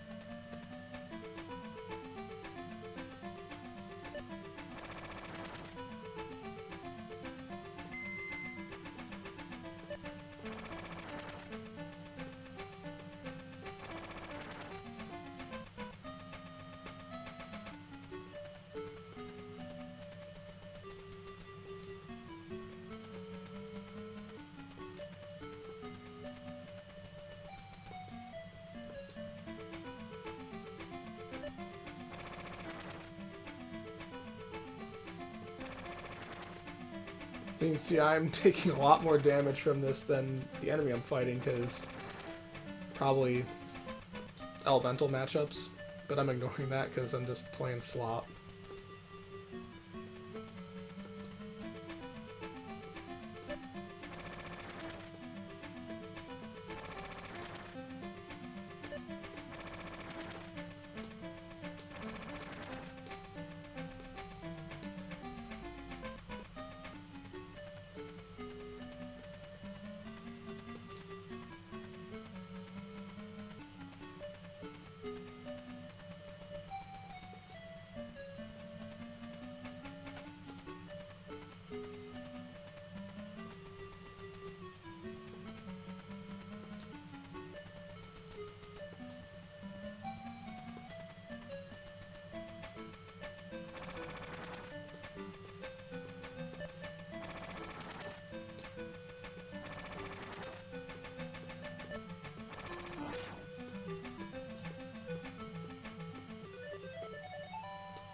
I'm taming monsters like crazy.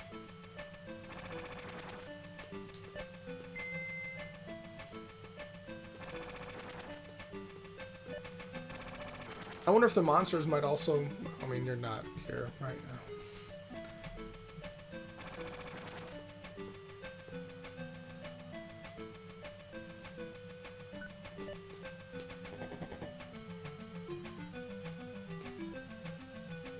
Howdy, howdy. I wonder if the monster taming in this, I also, sorry for the, difference in title and game identification compared to what we're doing. I beat Wonder Boy in Monster World, so we're looking at other stuff. I wonder if the monsters allow you to use different elements. Like if you're a water element unit, for example, maybe if you captured a fire monster, that's now another option for you.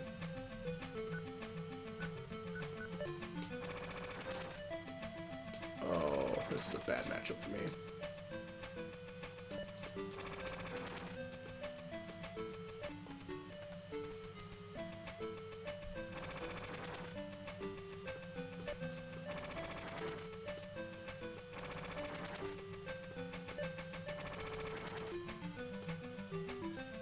The battle is unresolved.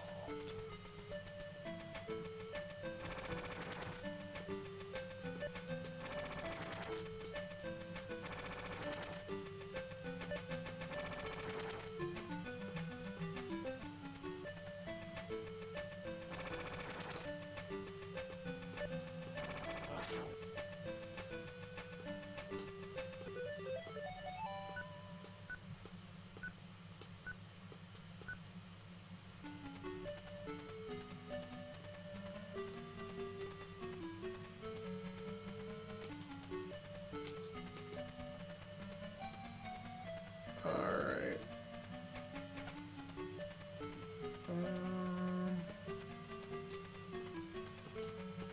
Which one was the princess? I believe that was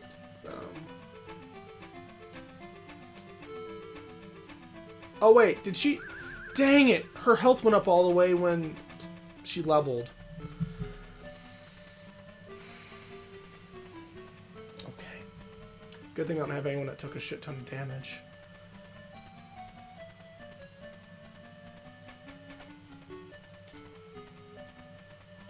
Well, I'm not actually interested in playing this all the way. I'll show you real quick Royal Stone. And that might be the conclusion of what we do here. I don't know, sometimes also my EverDrive does this where it says settings got set to default.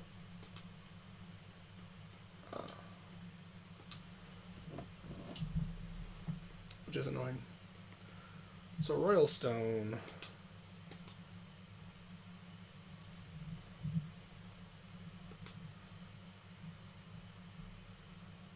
So 1995 release on the Game Gear, so it's a much more modern one.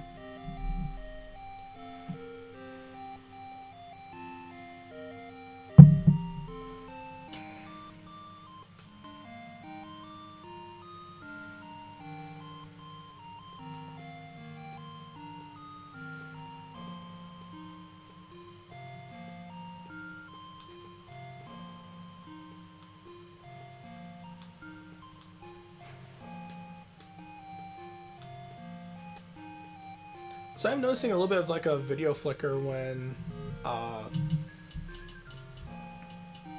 this text is changing, and occasionally it blanks out the OSSC. So I wonder if it's like changing resolutions or something.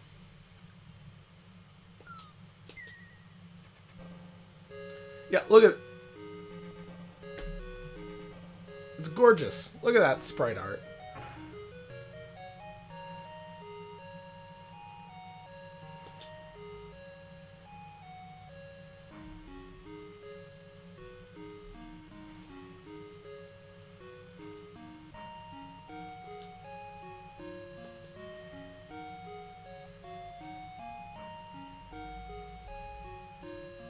Yes, I want to say Echo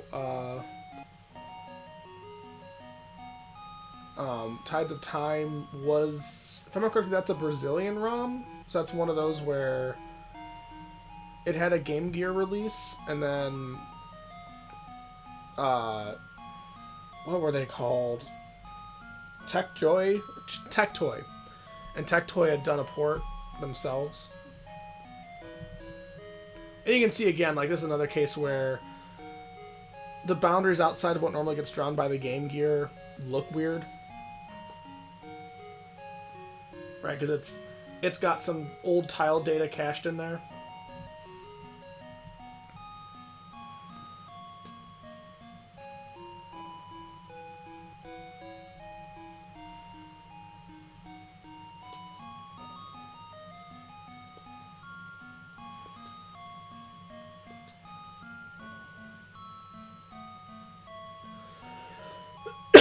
Excuse me.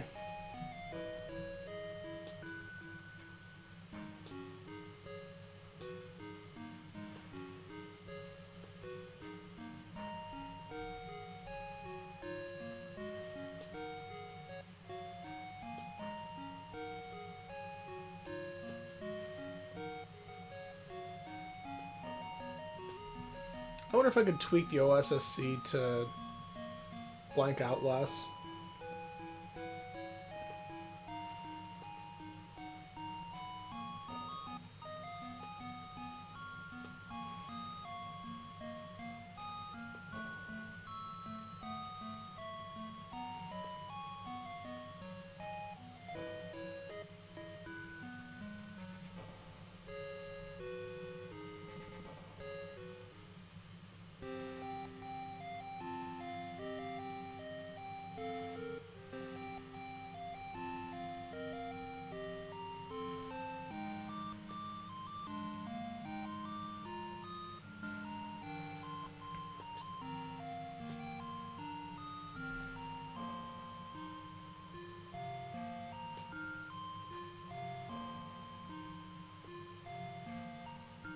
So something I didn't even, like, I believe it's available. I hadn't bothered to try it yet, but the Shining Force Game Gear games, I believe both of them have been converted to Master System as well.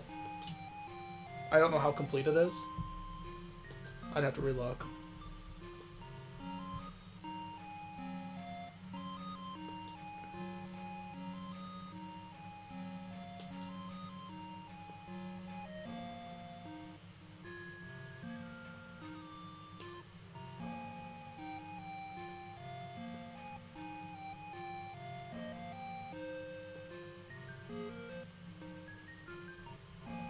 Boy, I'm sorry about the OSSC. Like, I know I'm mentioning it more than I care, but I'm seeing out of the corner of my eye and I'm like, man, that should just be giving a stable signal, because it's clear. Like, let's do it.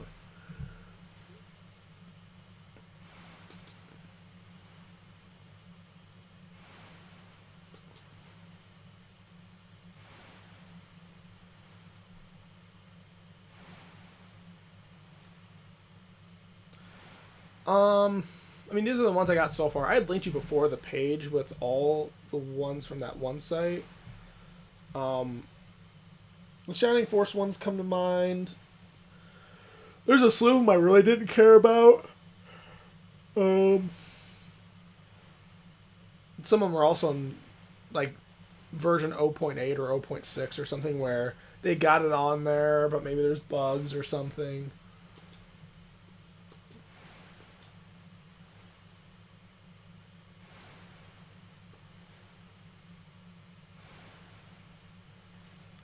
I mean, even if you just want to look at translations for the Game Gear, like, this is the sort of stuff that makes me look at that and be like, if you got a Game Gear, get a flash cart, because you got some cool titles. And as you can see, this is very much a sequel to Crystal Warriors. But we've got some dialogue going on. Got some fancier graphics, but also some of those same interface conventions, like the way things kind of zoom in and out from the map to kind of let you know who's talking. And you'll see also, like, right, I mouse or I move my cursor over it and it tells me who these characters are. Cool, I can see who they are, what they do. See if we can get into a fight.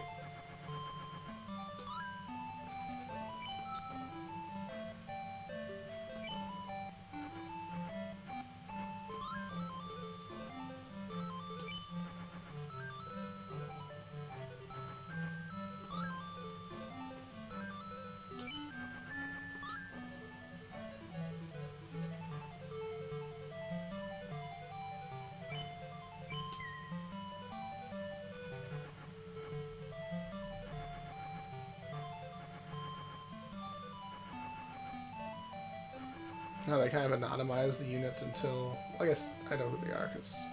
Oh no, they do anonymize them. They force me to discover who it is. Fight.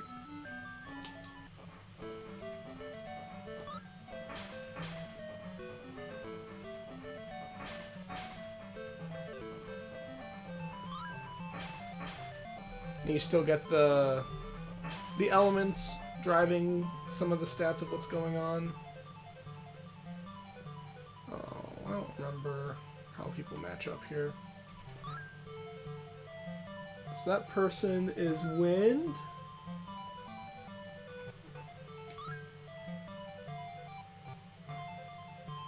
That person is wind. I don't know anything about him. Yeah, you can see as we switch menus and stuff how the graphics all go to Hades.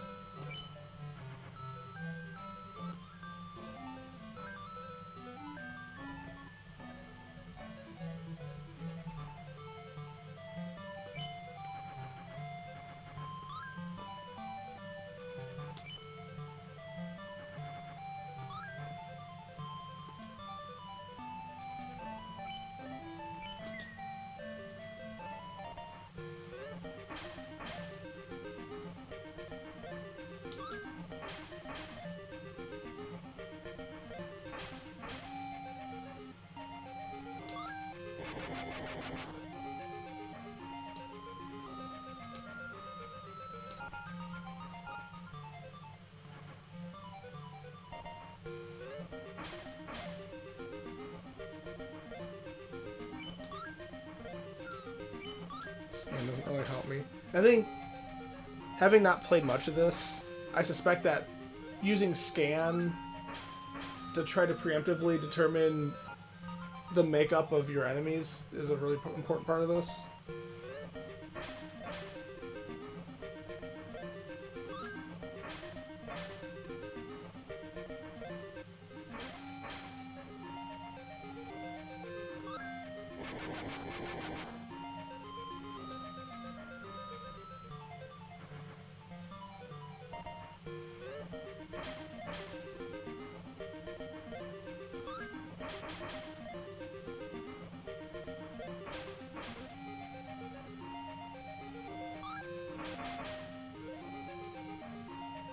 There's also that secondary meter that fills up, and I don't understand what that's for. Okay. So... can anyone here heal?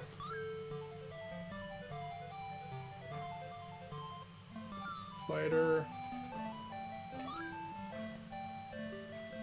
Fighter. Fighter. She got 45.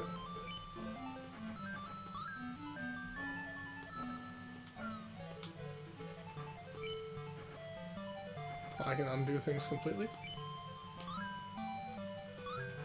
Oh, except if you don't have spells already. I can make this work. As you can tell, I'm disappointed.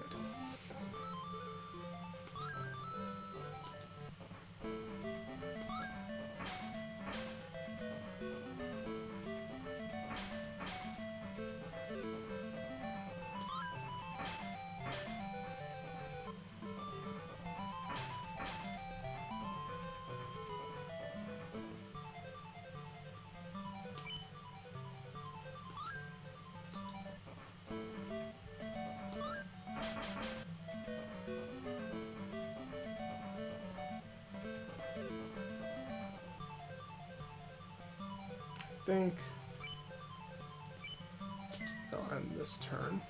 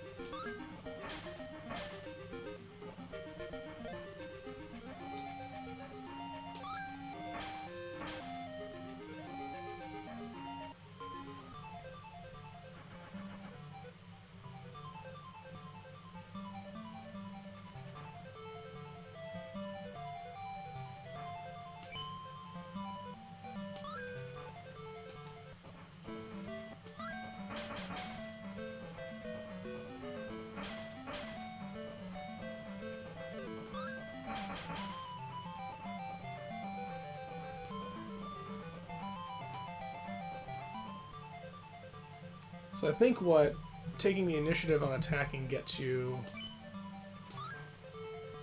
is you get first pick on your action. Like, I get a hit in before this person has a chance to guard, right?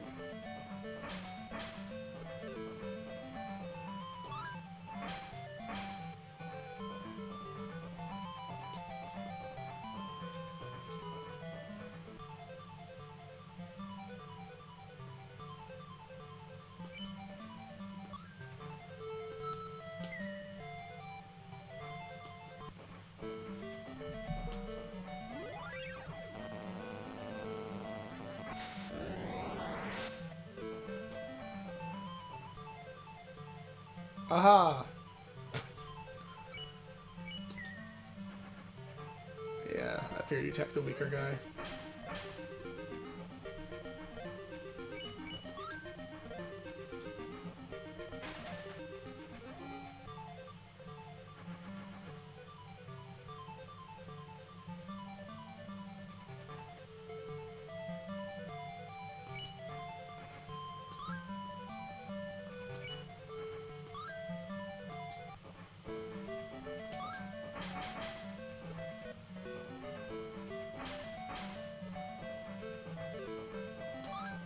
Apparently this guy's a guy that's good at fighting.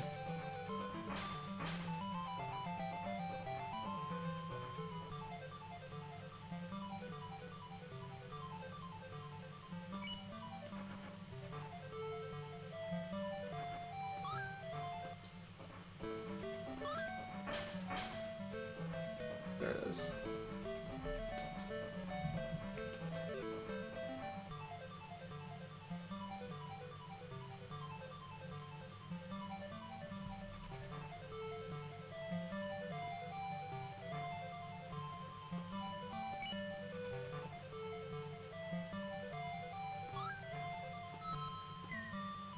I mean, I can't heal, so I guess I might as well use scan.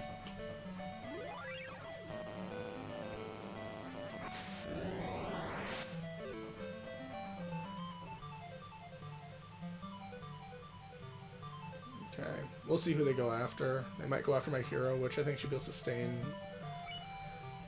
and attack. Yeah.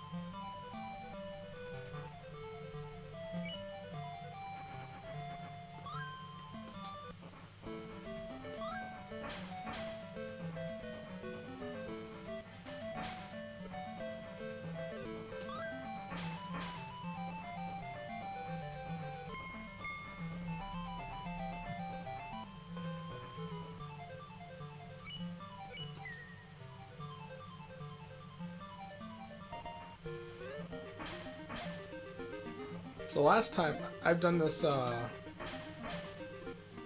scenario once before. And when I did, I lost one of my units because you can see like a couple of them, they get beat up pretty bad.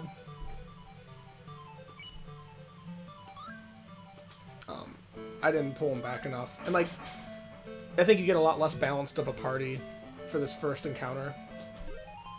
Yes. Right? Like, no one can heal, no one can do any ranged offensive magic, you can just scan, and otherwise you have a bunch of fighters.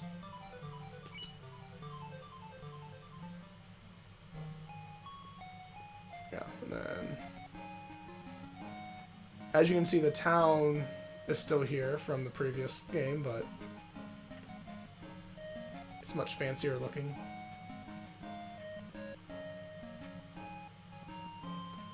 I want to talk to those folks over there that are burning the fire. There it is. Now I can go back there.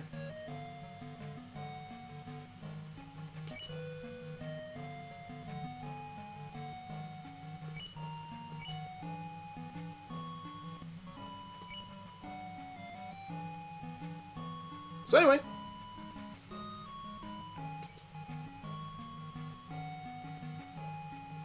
There's a lot more story happening.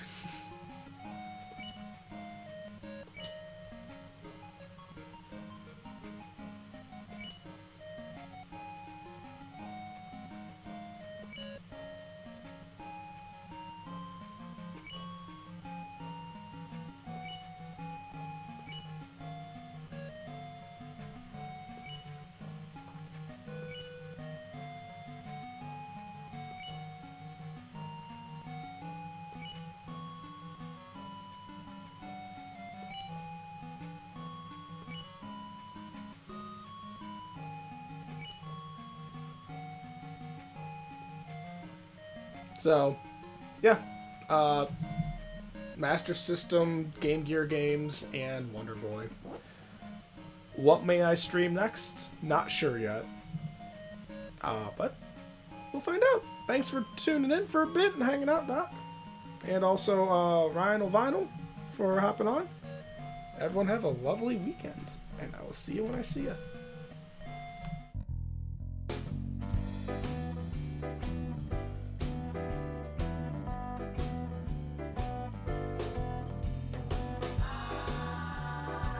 I got a hand-me-down dog